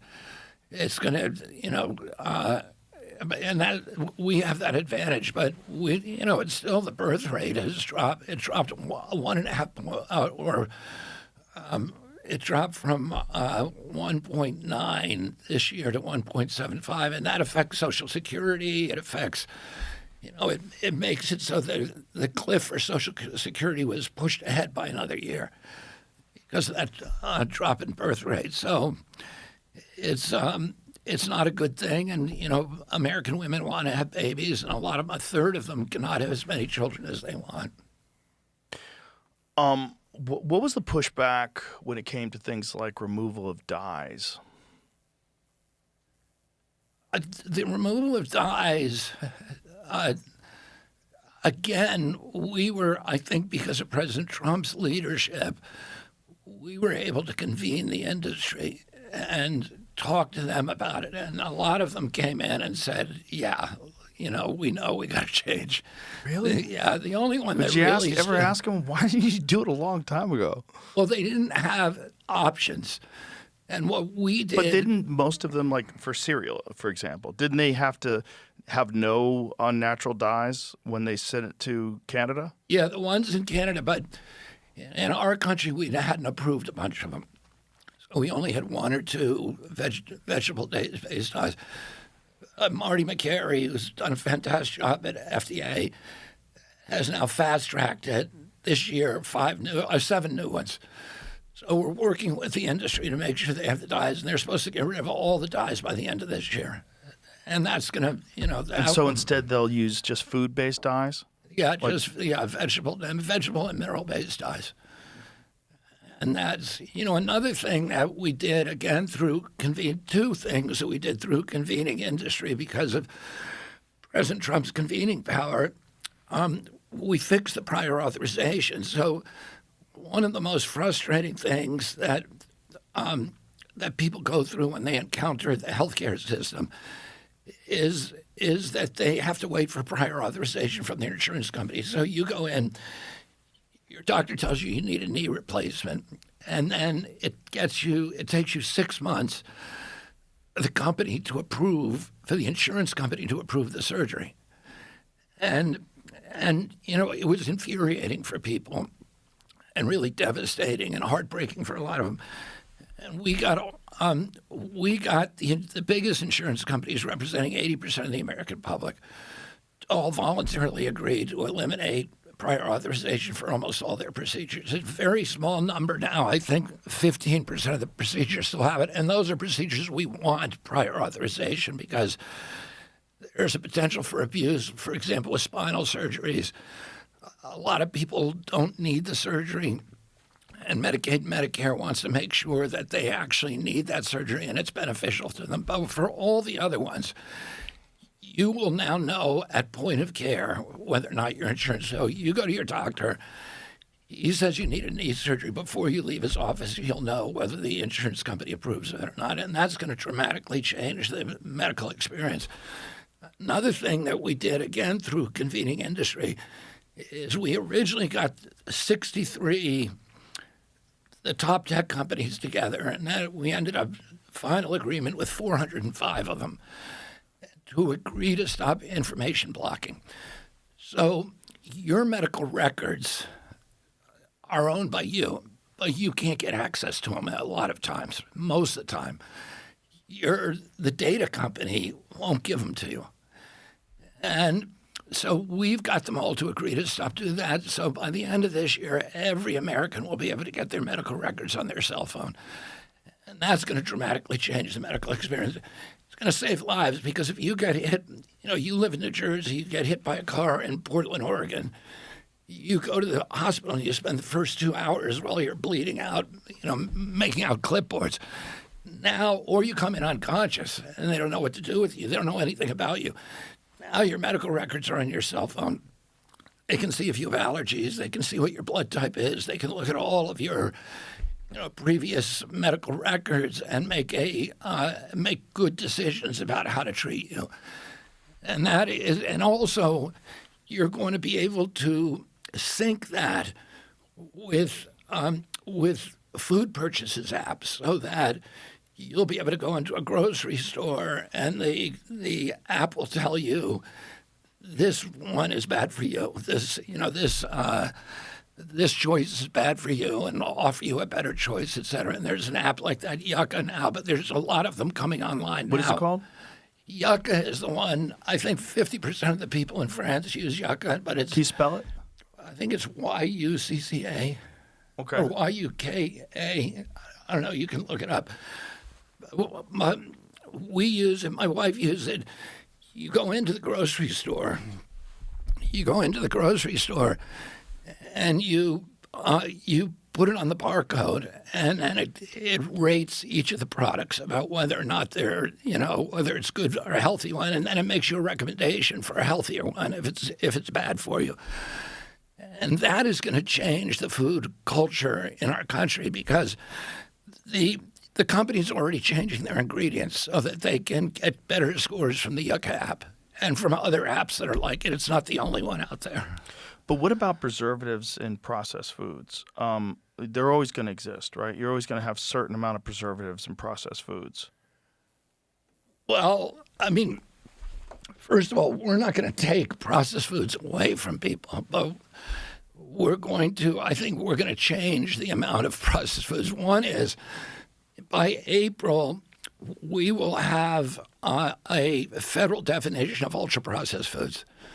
First time in history. And as soon as we do that, we're going to do front-of-package food labeling. So every food in your grocery store will have a label on it. It'll have maybe a green light, a red light, or a yellow light, telling you whether or not it's going to be good for you. Oh, wow. And that, and it's going to evaluate all of the ingredients, et cetera. So, I think we're not going to change this overnight, but we're going to change it pretty quickly. And if you want to be healthy, we're going to give you the information to take control of your own health. If people just don't want to be healthy and don't care, there's not much you can do about it. Right. And most Americans want to be healthy, and they're, we've seen that when they're allowed to make a healthy choice, they do not want to be eating this poison. Yeah, and ironically, the people that don't want to be healthy, they feel that way because they're not healthy. If they wanted, I agree. If they were healthy, they would want to stay healthy. They're just part of the reason why they're feeling this way is because they're unhealthy. You get demoralized. That's why they don't care. Yeah. Well, it's also like the mountain is so big. If you're 300 pounds, you're like, oh my God, it's so much work to do something about this and not fall back on the old behaviors. And I don't know, other than by example, how you can get a large group of people to go along with that. When someone like Jelly Roll loses, I think it's close to 300 pounds, when someone like that does that, that's going to help a lot of people. So some kind of an example of a guy who just completely changed his lifestyle around, changed what he eats. And he did it without GLPs. Yes, he did. It's pretty amazing. Which brings me to peptides. Where are we at right now on peptides and getting them regulated and making sure it's not this weird gray area? Because we know they're effective. But we also know that there's a lot of pushback on peptides. Yeah, I mean, I'm a big fan of peptides. I've used them myself and used them with really good effect, on a couple of injuries. What happened was there were 19 peptides that you can, just so people understand, there was a law written that to allow compounding pharmacies to make compounds that were part of approved drugs. So, part of approved ingredients of approved drugs, to make them individually for patients who did not have access to the particular formulation that they needed to fit them. Maybe if they had an allergy to the commercial brand or whatever. And the compounding pharmacies, and peptides was part of that group. There were 19 peptides that were widely formulated by compounding pharmacies during the Biden administration. They illegally moved those to Category 2, which says do not formulate. It was illegal because they're not supposed to do that unless there's a safety signal. And they didn't have a safety signal. They're not allowed to look at efficacy. They're not allowed to say, well, we don't believe these are efficacious or whatever. They can only look at safety. They move those to Category 2, which means do not formulate. Well, what happened? There was huge demand for peptides. And so a black market came out. And the black market is run by companies that say that they're making the peptides for animal use or for research purposes. And that peptide now basically completely replaced the legal market. The legal market for peptides, the pharmacies, the compounding pharmacies, were getting those peptides from FDA-inspected facilities, and some of them in India and China, but they were the same one that the pharmaceutical industries are buying them, and we inspect those. So you know you're getting a good product. You know you're getting what you bought, what was advertised.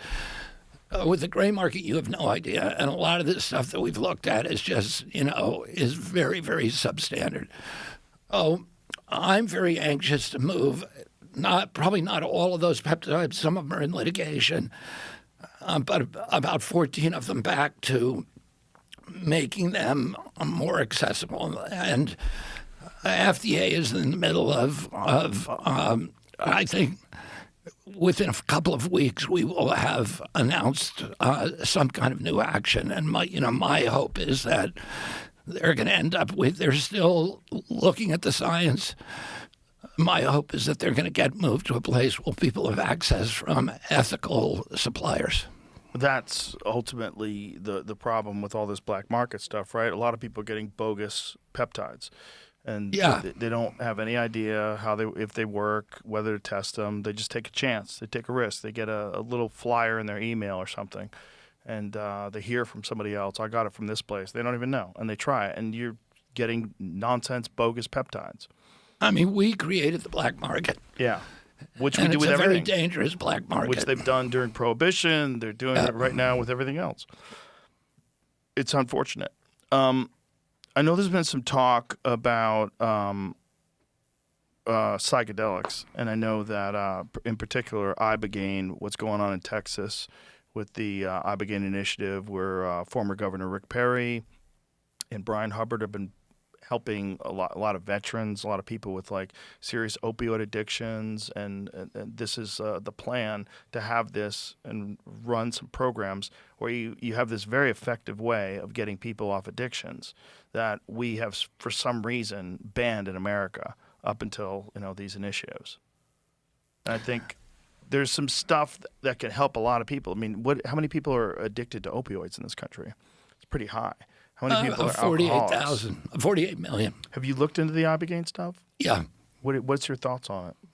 I don't know enough, and I don't think it's well documented enough about whether, its long-term impact on addiction.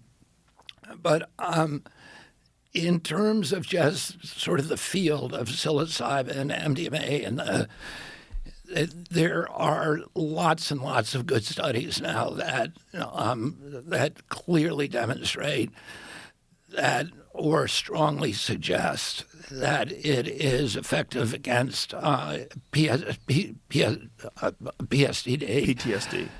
Yeah, PTSD. Sorry, and also some forms of depression, etc.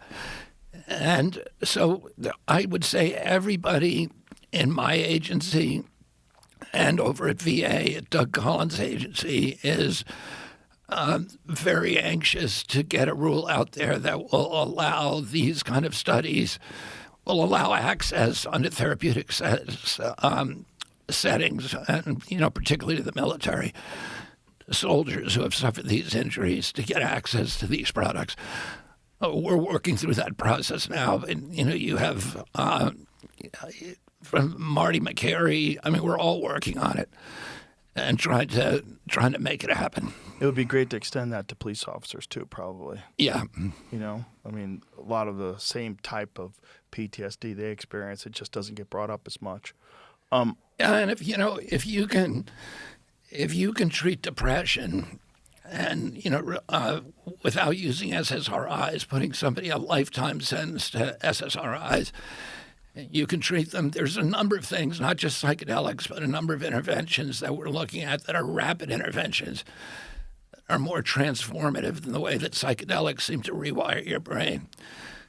And so we're looking at that as an entire category of interventions that people ought to be able to study, they ought to have good access to, and we should get it out to the public as quickly as possible. What would be the hurdles to something like that? I think that we're going to get it done. So how would that be implemented? Would it be implemented in a clinical setting? Would it be somewhere that? Well, for some of them,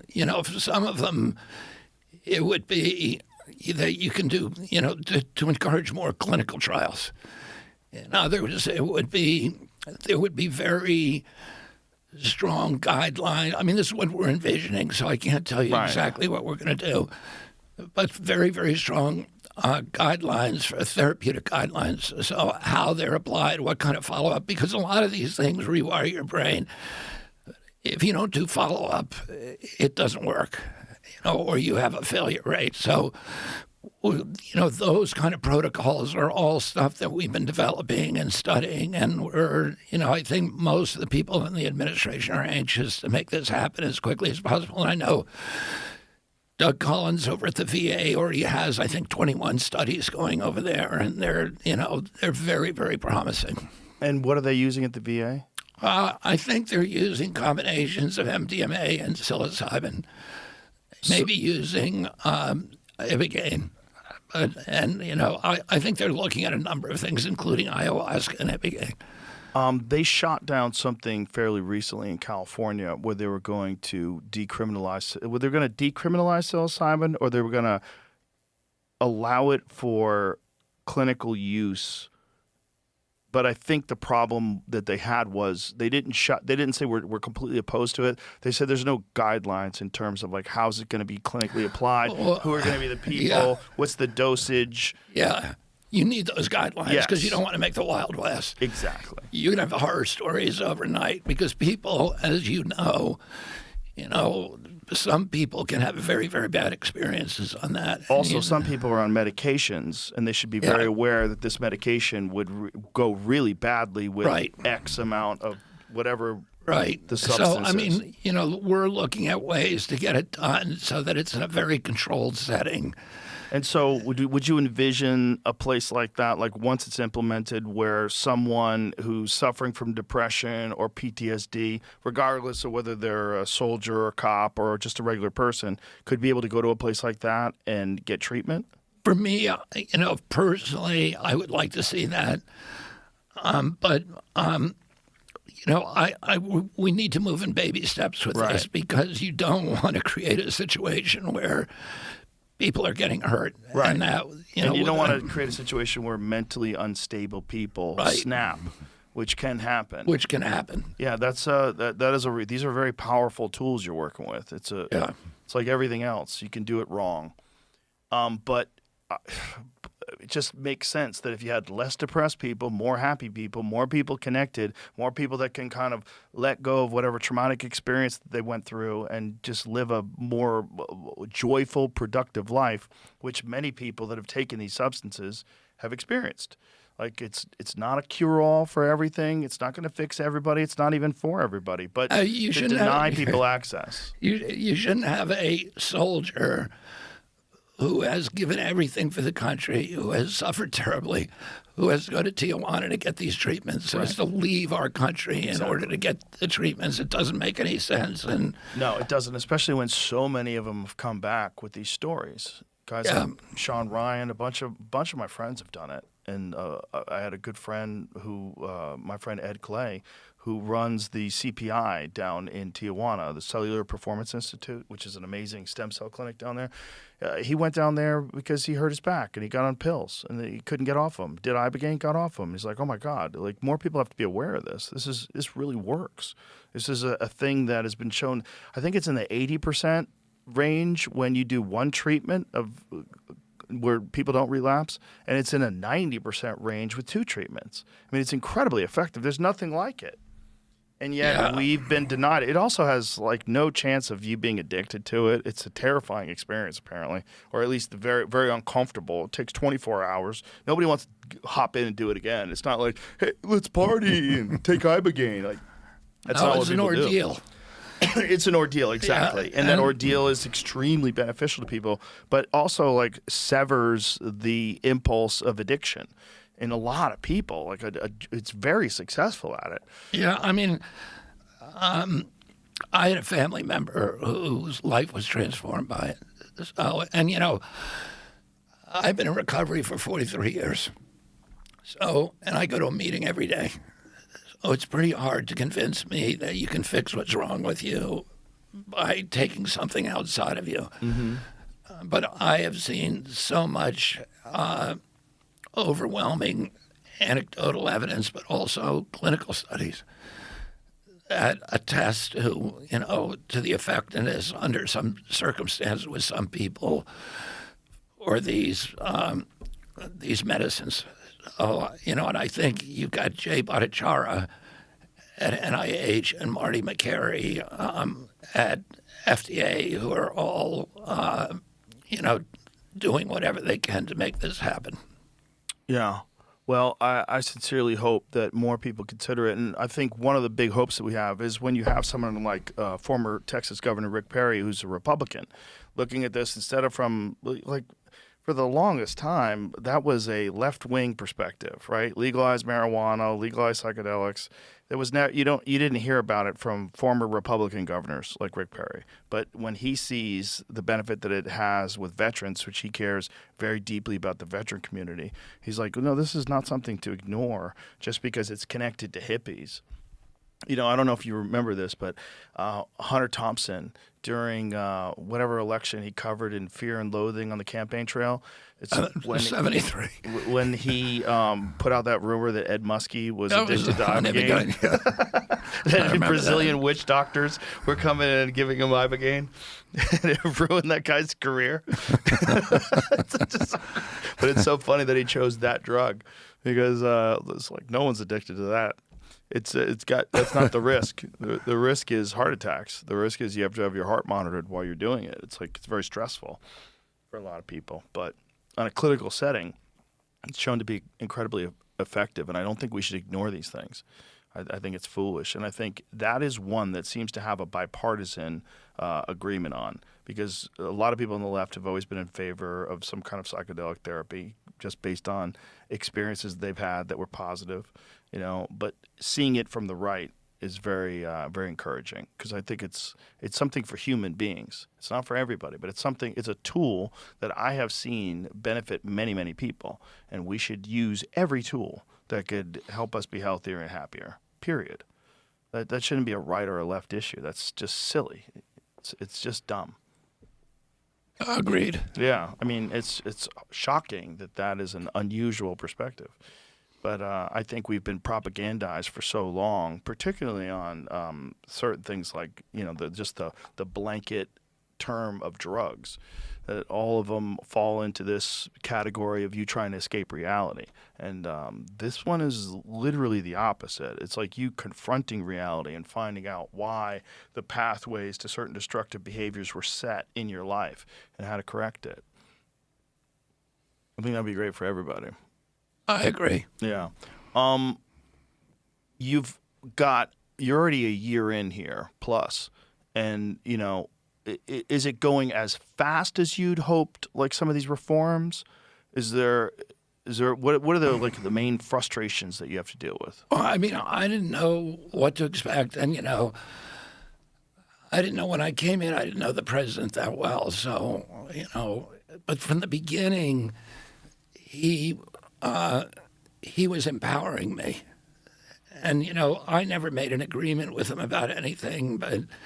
And the first time he asked me whether I wanted to be HHS secretary, I said, I don't think so.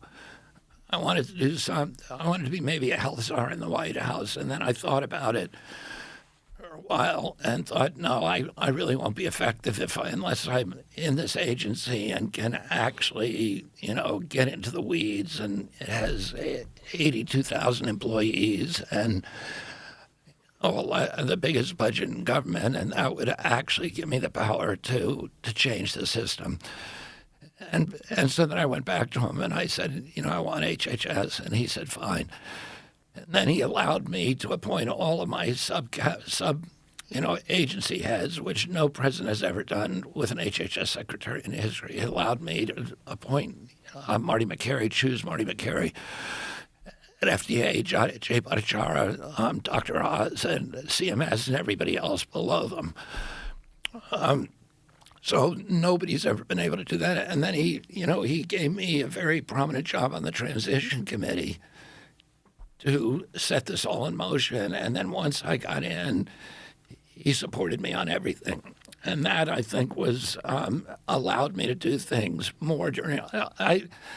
I think, I mean, I don't want to sound like, vain or something, but because of the great team that we have and because of the support of the president, we've been able to accomplish more in 1 year than I think any other HHS secretary has done in history in 4 years.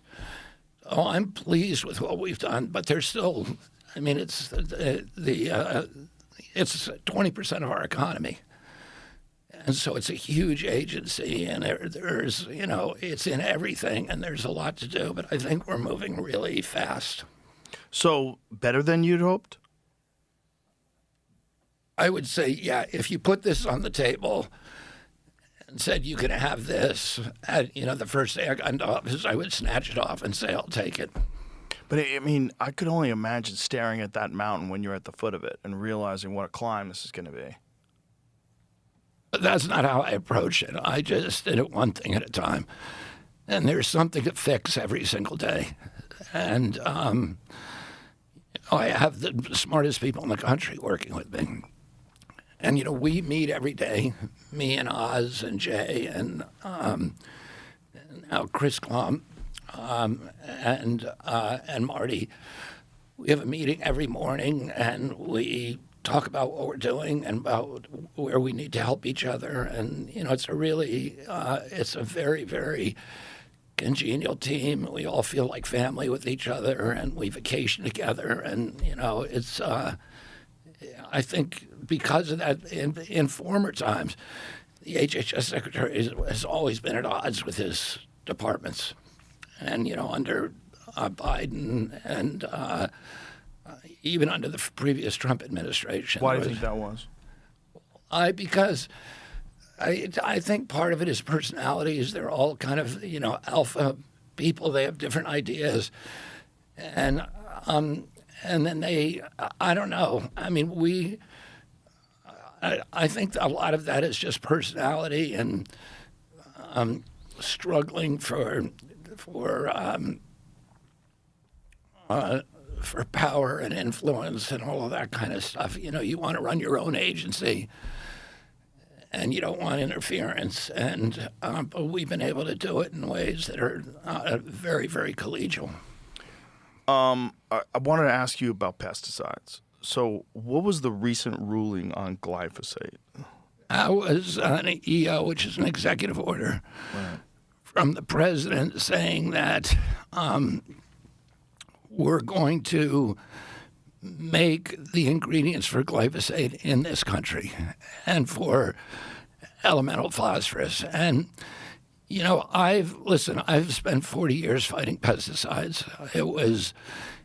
I was part of the trial team on the Monsanto case, which was the team that, we won 3 cases in a row and then got an $11 billion settlement with Monsanto, which is now Bayer. By the end of our trial, Bayer owned Monsanto. But, pesticides are poison. They're designed to kill all life. It's not a good thing to have in your food. So it's not something that I was particularly happy with. Let me put it that way mildly. But I also understand the president's point of view. The president didn't create the system. He's dealing with a problem that was created long before, over the past 60 years, when, through federal policies and subsidies and the management of farming in this country, the agricultural management, we have addicted our farmers to these pesticides, and particularly glyphosate. Glyphosate is the foundational pesticide of our food production system. So 97% of corn in this country is produced with glyphosate and can't be produced without it. 98%, you could do it. You could change it. There's organic corn producers in this country. It's like 3%. 98% of soy is produced with glyphosate.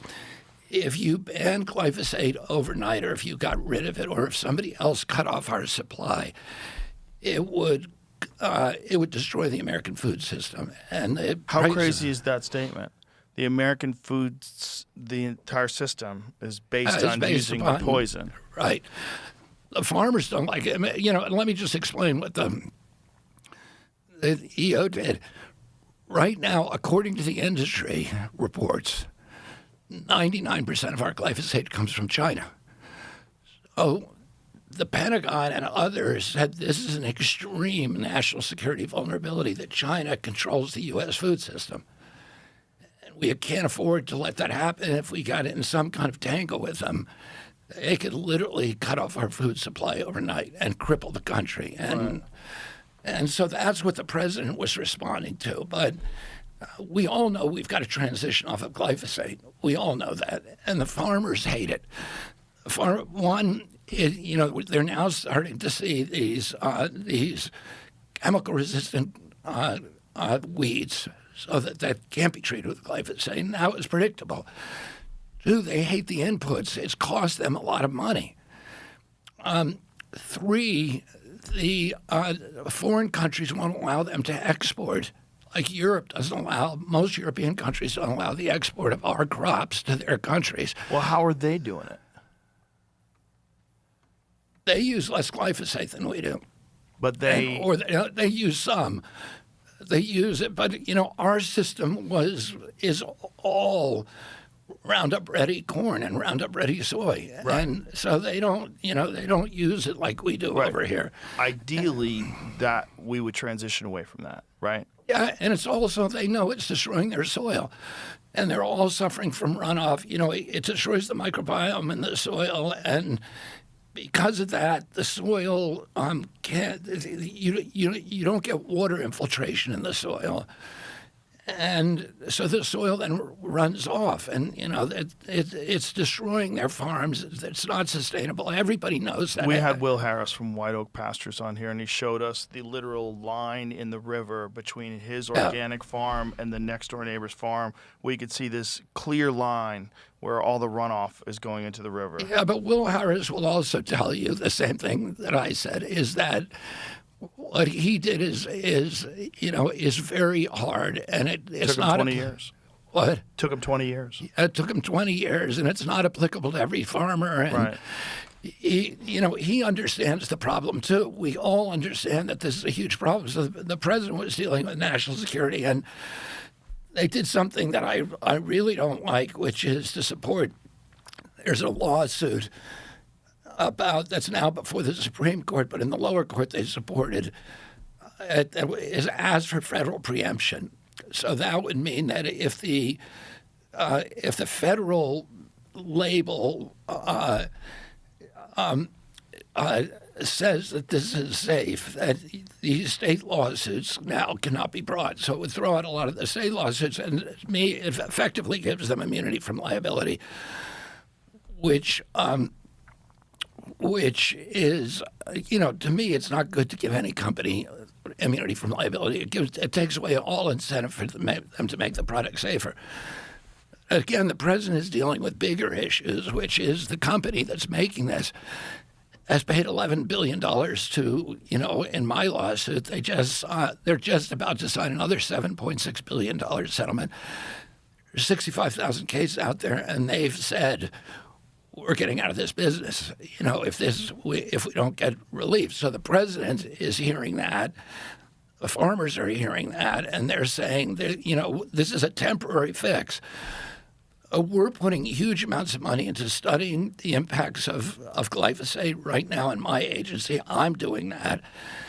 And we're doing, and the president has made a big commitment, a $1 billion commitment, not only to regenerative farming, but also to developing new ways of dramatically reducing the amount of chemicals in our agriculture. I met this week with 3 farmers from who are using this new system of lasers, and which is now the cheapest way to control weeds in the vegetable fields. So, vegetables, lettuce, celery, all of these vegetables now, they're using a lot of them. You're going to see a very quick transition. It's an attachment that is dragged by a tractor. It kills the weeds at every stage of their life. It identifies their species and kills them instantly, all the way down through their root system by exploding them with this laser. And yeah, here's one of the. This is what it looks like? Yeah, that's what it looks like. And this guy. Can I ask you this? Yeah. Does this have any negative effect whatsoever on the food? No. In None? fact, you get a 30% increase in productivity of the farm. And the growing season is shortens by 3 weeks for onions. And that is a huge economic boom. You just zap the weeds? It pays itself back, and for some of these farmers, it pays itself back in 9 months. It's $1 million. That's $1 million machine, but it pays back. They're paying. Vegetable field, this onion producer in South Texas, the biggest onion producer in Texas. She has 8,000 acres. She was paying $1,500 per acre for pesticides, for mainly glyphosate, and for manual labor. And now with this machine, it's $300. She's saving over $1,000 an acre. Is this showing how it does? She's got 8,000 acres. So it's $1 million machine, which sounds like a lot, but you got 8,000 acres and you're paying $1,500 an acre per growing season. I missed one. Maybe that was a And, good you know, one. That now could've they're been- making them on drones. Maybe that was a and crop. Yeah. Yeah. Interesting. there's all these kind of new, exciting technologies that give us a light at the end of the tunnel to transition, and it could be very, very fast. What the president wants to do is accelerate that. He says, yeah, we can't allow the company to go bankrupt. We can't allow foreign interference, but we got to get off of this stuff. We got to give these farmers an off-ramp so that they can get off it, because they don't want to be on it. And nobody wants Without to be on it. crashing the food system. Without So crashing. this is a bridge. This is a bridge to Yeah, an ultimate. exactly. So the path you think would be technologies like this for weeds. What about for bugs? It's harder. These systems are more difficult. They're not yet economic in the cornfield, the row crops. They're economic for organic corn. And I talked to an organic corn farmer who was in love with his machine. But yeah, they can do it for bugs too. So does it just zap the bugs? They zap the bug. They identify them and zap them. But in the row crops, these guys, the vegetable crops are paying $1,500 an acre. The row crops are $50 an acre. And so to get economically to their level, they have to scale enormously. So that is, how do we help them do that? How do we bring Silicon Valley entrepreneurs and billionaires in to start investing really heavily in these kind of technologies? And let's get off of this stuff. What are the primary health concerns about people that consume too much glyphosate? Or is there a threshold? Like I know there's like a safe level that's supposed to be detectable in your blood. Like, what does that mean in terms of? I don't know if there's any safe level. I don't know. I shouldn't even say there is a. That is what Right. we are trying to figure out right now, and it's associated with non-alcoholic fatty liver disease. It's but there's a scientific association, but it's not strong enough for people to litigate on. The litigation was all about non-Hodgkin's lymphoma. Only that. Yeah, because that's the one thing that they had a critical mass of scientific studies supporting. Now, what about when they use it at the end of production? It definitely disrupts your gut biome. Yes. It is it's the advantage of glyphosate is, unlike the other poisons, it doesn't harm organic tissue, but it goes after plants, not animal tissue. But your stomach microbiome is plants, and so there's it may contribute to the celiac disease and to all these gluten allergies. It was coterminous with that. The introduction of glyphosate of Roundup Ready corn. You know what Roundup Ready corn is, yes. right? It means that you can spray the field and everything green dies except for the corn, which is immune to glyphosate. That's why it's so advantageous to them. It saves huge labor costs, and it allows them to, to sell the corn at a price that people can afford. One of the most controversial uses is a desiccant, and that means that there is no Roundup Ready wheat. So normally they weren't using this in the wheat field. But around 2003, they started using it to dry out the wheat just before harvest. And that way they can harvest it without getting fungus on it and without getting mold on it. And for the first time, they were spraying it right on food. And so that is real, the major vector for it getting into human beings. And, around 2003 is when you started seeing these explosions in celiac disease and gluten allergies. There's no clear scientific evidence that it's related, but there's there's some signals out there that now we're looking at HHS for the first time. They should have been looking at this 30 years ago, and but they're not. But we're doing it now. Well, there's a lot of anecdotal stories about people going to Italy or Spain and France, eating bread over there, not having any problem with it at all, and being so confused. And then also people coming from Europe and eating in America and getting sick. And I don't know whether there's no telling whether that's glyphosate or other pesticides or whatever. Right. But it's just something. I have a son who had chronic eczema from when he was a kid, a disease I never heard of as a kid, and everybody's got it now. And he would get it any time that he ate spaghetti or bread or. And he went to the University of Bologna. He went to Brown, and then he took a year at the University of Bologna, and he ate spaghetti 3 meals a day and had no problem. And so, and you hear there's hundreds of stories like that we've all heard. I feel different when I go to Italy. When I go to Italy and I eat over there, I feel different. I feel different if I use. There's a restaurant that I called Gaetano's in Las Vegas and Henderson, and they use all Italian flour. They import it all from Italy. It tastes different. It feels different. You don't feel terrible after you eat it. Something's wrong with our food, and everybody knows it. And the fact that it's become a left-wing or a right-wing issue is one of the dumbest decisions we've ever made as a country. And I know that a lot of it is, again, a lot of propaganda, a lot of these narratives trying to push people into thinking that things aren't dangerous because right-wing people believe in them, and then it's nonsense. And it's just, I don't know what that pathway is when you're dealing with monocrop agriculture and you have these enormous farms and you say 98% is based on glyphosate use or whatever it is. Like, how do we get those people to ultimately transition? And if they do, could they even produce enough of their product to stay viable? I can tell. I mean, I've met with over 100 farmers in developing the food guidelines, our team. And, I've been doing agricultural issues for 30 years. I can tell you, farmers are the most hardworking people that I've ever met. They are good people. They want to produce the healthiest foods. And they don't like, the inputs are killing them. They're, 7 out of 10 years, farmers lose money. And there's no young people moving to the farm country anymore. So, we really need to do what we can to make sure we don't lose any more farms in this country. And that's what the president's worried about.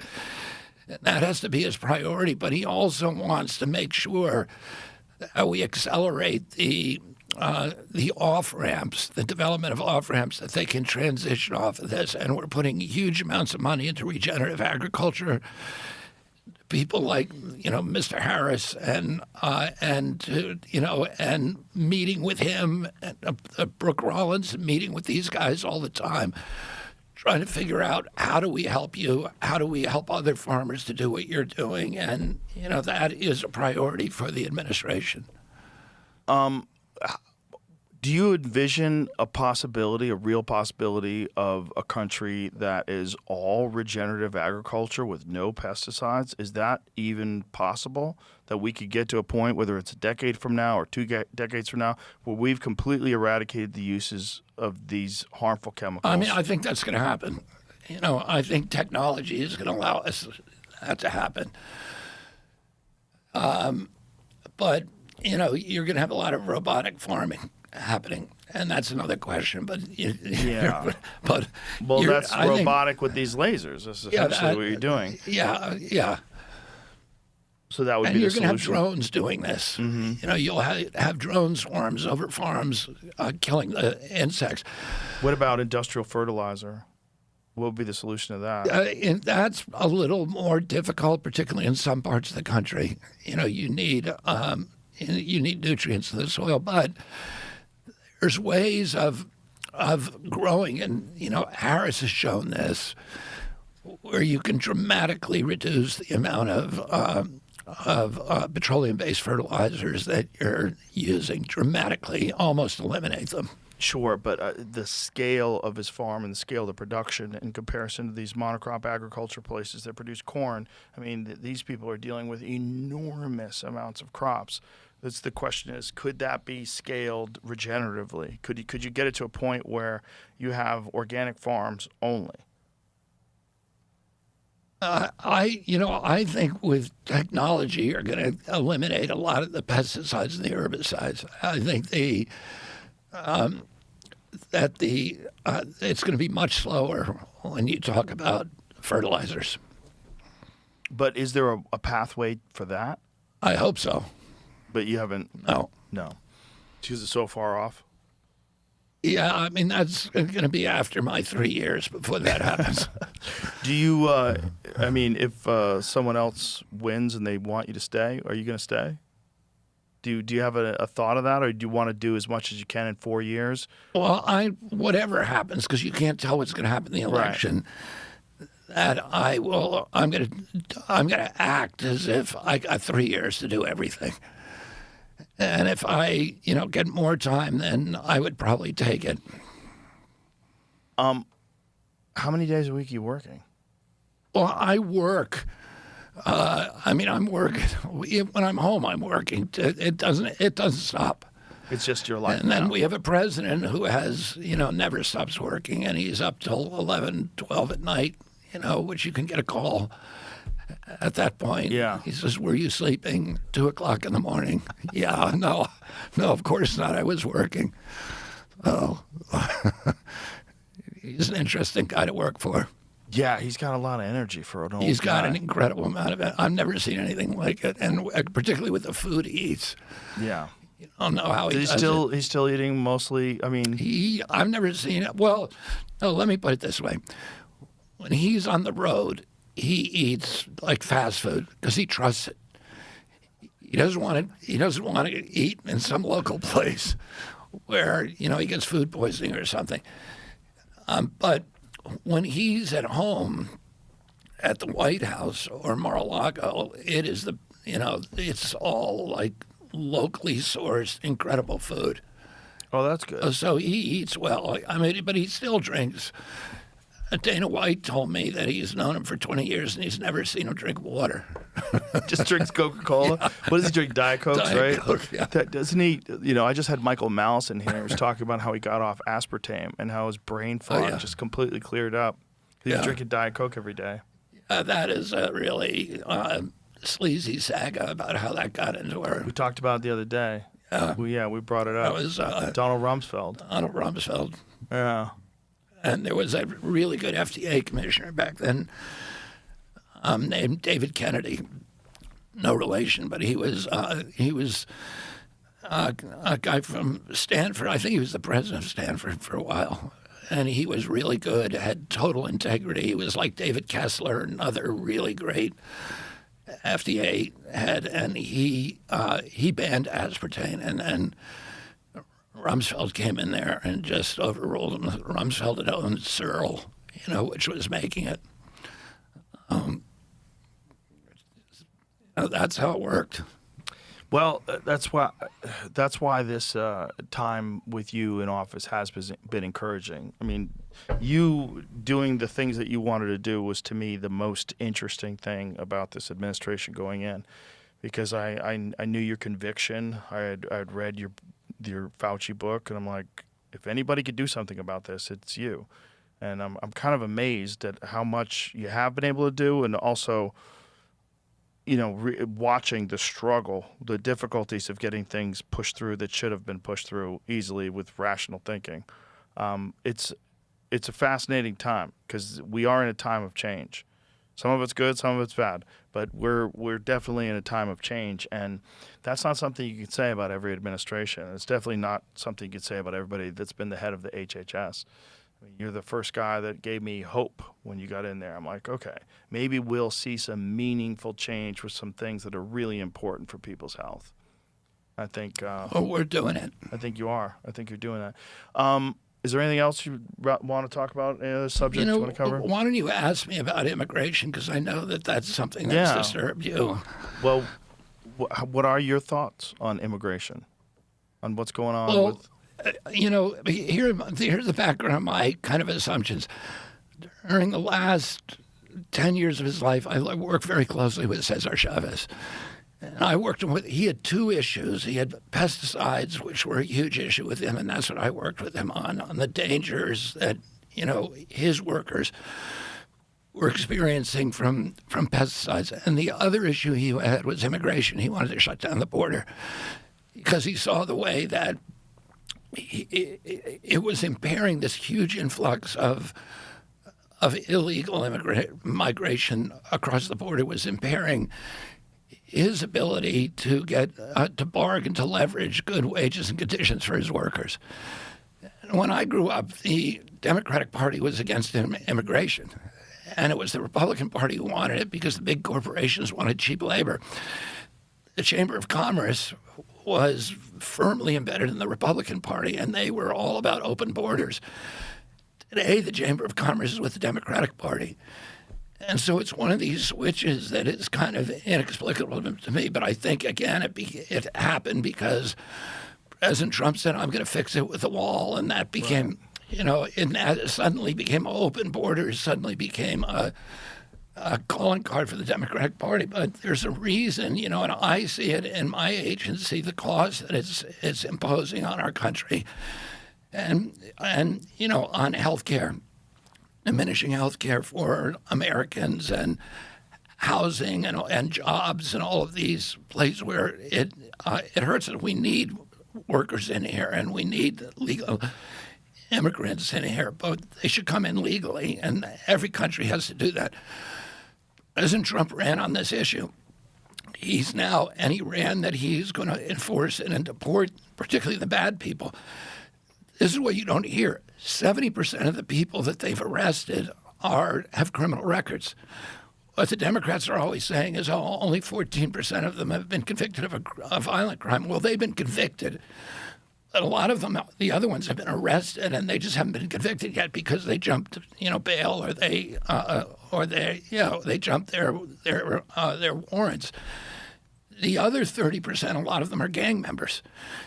When they go looking for an immigrant, they're not just randomly searching, restaurants. They're going after particular people who they've gotten their names from local law enforcement and from others. During the Biden or during the Obama administration, President Obama deported more people than President Trump did, the most in history. Nobody cared. And there were 76 people shot during that process, during the Biden administration. None of it made headlines. About half of those people were killed. None of it made the news. Now, because it's Trump doing it, you have the entire Democratic Party and the media establishment saying, look at the horrible things. He's a dictator, but he's doing what he promised to do to the American people. It's very disturbing watching what you see on TV. The thing that makes it most disturbing is because there's so much interaction with protesters, which is weird that the Democrats are telling protesters to go out there and stop law enforcement from doing its job. That's not how protests usually work. If you don't like U.S. drug policy, which you don't, and a lot of people don't, like the war on drugs at all. They think it's counterproductive. You wouldn't send people to try and interfere with people who are arresting a drug dealer. And when you have thousands and thousands of people doing that, there's going to be thousands of interactions, and some of those are going to end badly because you have armed people doing dangerous things. And when you have crowds doing that, it's going to blow up. And so, I see this, nobody is happy with the way that things have looked, particularly in Minnesota. But a lot of it is because of this capacity of the press to take Trump derangement syndrome and amplify it into public outrage and set up a situation. I mean, if you're a dad, I wouldn't send my kids out to interfere with a law enforcement operation. There's other ways to protest. So I think that, I think now they're pulling out of Minnesota. They're going to do this, in other states where they're not going to get that kind of crowd interaction. But a lot of the people that they're arresting are not, they're people who are actually, have, like I said, 70% have had criminal records. Yeah, we've actually covered that here. And then there's also the issue that this is the first time in history that the border has been wide open for 4 years. It's a different thing. It's a different thing when you have at least 10 million people. They don't even know how many for real. It could be 20 million. They don't know. And that's a lot. And to have that happen all at once is pretty crazy. What disturbs people is, again, obviously these violent interactions. What should disturb them is that these are not organic protests. So these protests are organized and paid for. And that's crazy. Right. When you find that out and you find out that people can actually be paid to protest and that they provide them with signs, they tell them what they do, it's organized, they have signal chats. There's been a lot of people online talking about being paid to protest in certain places. And that's kind of insane that that's even legal, that you can organize a mob and pay them to go and make a bunch of noise. It's like the color revolution. Right, exactly. Yeah, and that it happened. They're doing it here. Just happened to take place in the place where hundreds of millions of dollars of fraud was being exposed. So then the narrative completely shifts away from the fraud and onto this unnecessary violence with ICE. And then there's the natural thing that people have, this distrust of people wearing masks. They don't like that. They don't like officers wearing masks. But on the other side, have to wear masks because they're being doxxed and their families are being threatened and you're filming everything they do and you're these organized instigators. So if it wasn't for organized protest, I wonder if those particular interactions would have even happened, would have even taken place. And I know you're saying that that they're targeting specific people. They're going after bad people, but also they're showing up at Home Depot and just grabbing people too and trying to find out if someone is a bad guy or a good guy. So there's probably a lot of people that are just people that got duped into coming to this country thinking they're going to be welcomed, and then they come over here and they're trying to get jobs, and now they're getting arrested and deported. It wasn't their fault that they were encouraged and brought into this country, but they did break the law. And I understand that perspective. But it's kind of insane that no one is pointing the blame at the fact that they let at least 10 million people people into this country over the last 4 years, at least being charitable. It's kind of nuts. And I was down at the border, and during my presidential campaign, I went down there, and I went down a bunch of times. But the first night I went down there to Tucson, and I couldn't believe what I was seeing. It was like the Boston Marathon, the beginning of it, just the sheer number. And they were, they all had it planned. The cartels were all, running the whole thing. They were advertising all over the world and bringing people in. And everybody was, the Border Patrol was completely demoralized. They were told, don't arrest anybody. Just fingerprint them. If they're a criminal, turn them back. But, most of these people, they couldn't figure that out. And otherwise put them on a bus or a plane to anywhere they wanted to go in the country. So it was just... and at the same time, you have legitimate people that are doing it the right way that have to go through a long and difficult, lengthy process to attain citizenship and to come here or get a green card and come here. Right. The whole thing was crazy. And one of the complicated issues that you have now, a bunch of sanctuary cities and sanctuary states. And it used to be that if somebody who was an illegal immigrant was arrested for a crime and put in the local jail, ICE was notified. So ICE would then come and local law enforcement would transfer it to ICE. In the sanctuary cities, they don't do that. They just let them go. And, it's not... How is that legal? That seems insane. That seems like it's a violation. Because it was never a law. It was just a policy when, that law enforcement always cooperated with each other. Now, because Trump's in there, they're saying, okay, we would rather take the side of a criminal than take the side of the president. So they're choosing sides, and it's like the other day during the State of the Union speech when President Trump said, he was talking about immigration, and he said, please stand up if you think that law enforcement should protect the American people over illegal immigrants, and not a single Democrat stood. Yeah. How can you do that? Well, that's what we were talking about earlier, what you were saying. It's just they're ideologically captured. Yeah, I mean, that should be something. If you want to be taken seriously, you're a reasonable person, you would stand up for that. Yeah. Yeah. It really disturbs people when you see masked people grabbing people and arresting people, and a lot of them turn out to be American citizens. That's part of the problem too. But I did look at a chart recently because I thought it was fascinating. The number of American citizens that were arrested, what percentage during what Obama did versus during Trump. It's actually, I think, higher. More American citizens were arrested during this Obama thing. You just never heard about it. Also, if you hear Obama talk about immigration, if you hear Hillary talk about immigration, or if you hear Bill talk about immigration, you would swear they were running for president as a Republican. Like, if you listen to the things they were saying back then, it was very much the Republican perspective. Well, that was the Democratic Party always was against an open border. Yeah, Bernie even said it's like open borders that's a Republican idea. They want cheap labor. Yeah. So, all right. Anything else before we wrap this up? Good. Listen, thank you very much for all your hard work, and it's very exciting for me to have someone like you doing what you're doing, because I do know that you really want to push for meaningful change that's genuinely going to help. And I think, so far you're on a good path. So I hope we can get all the other stuff done too. Well, thank you, Joe, and thanks for the conversation. My and thanks pleasure. for all of your conversations. My pleasure. Thanks for being here. All right. All right, buddy.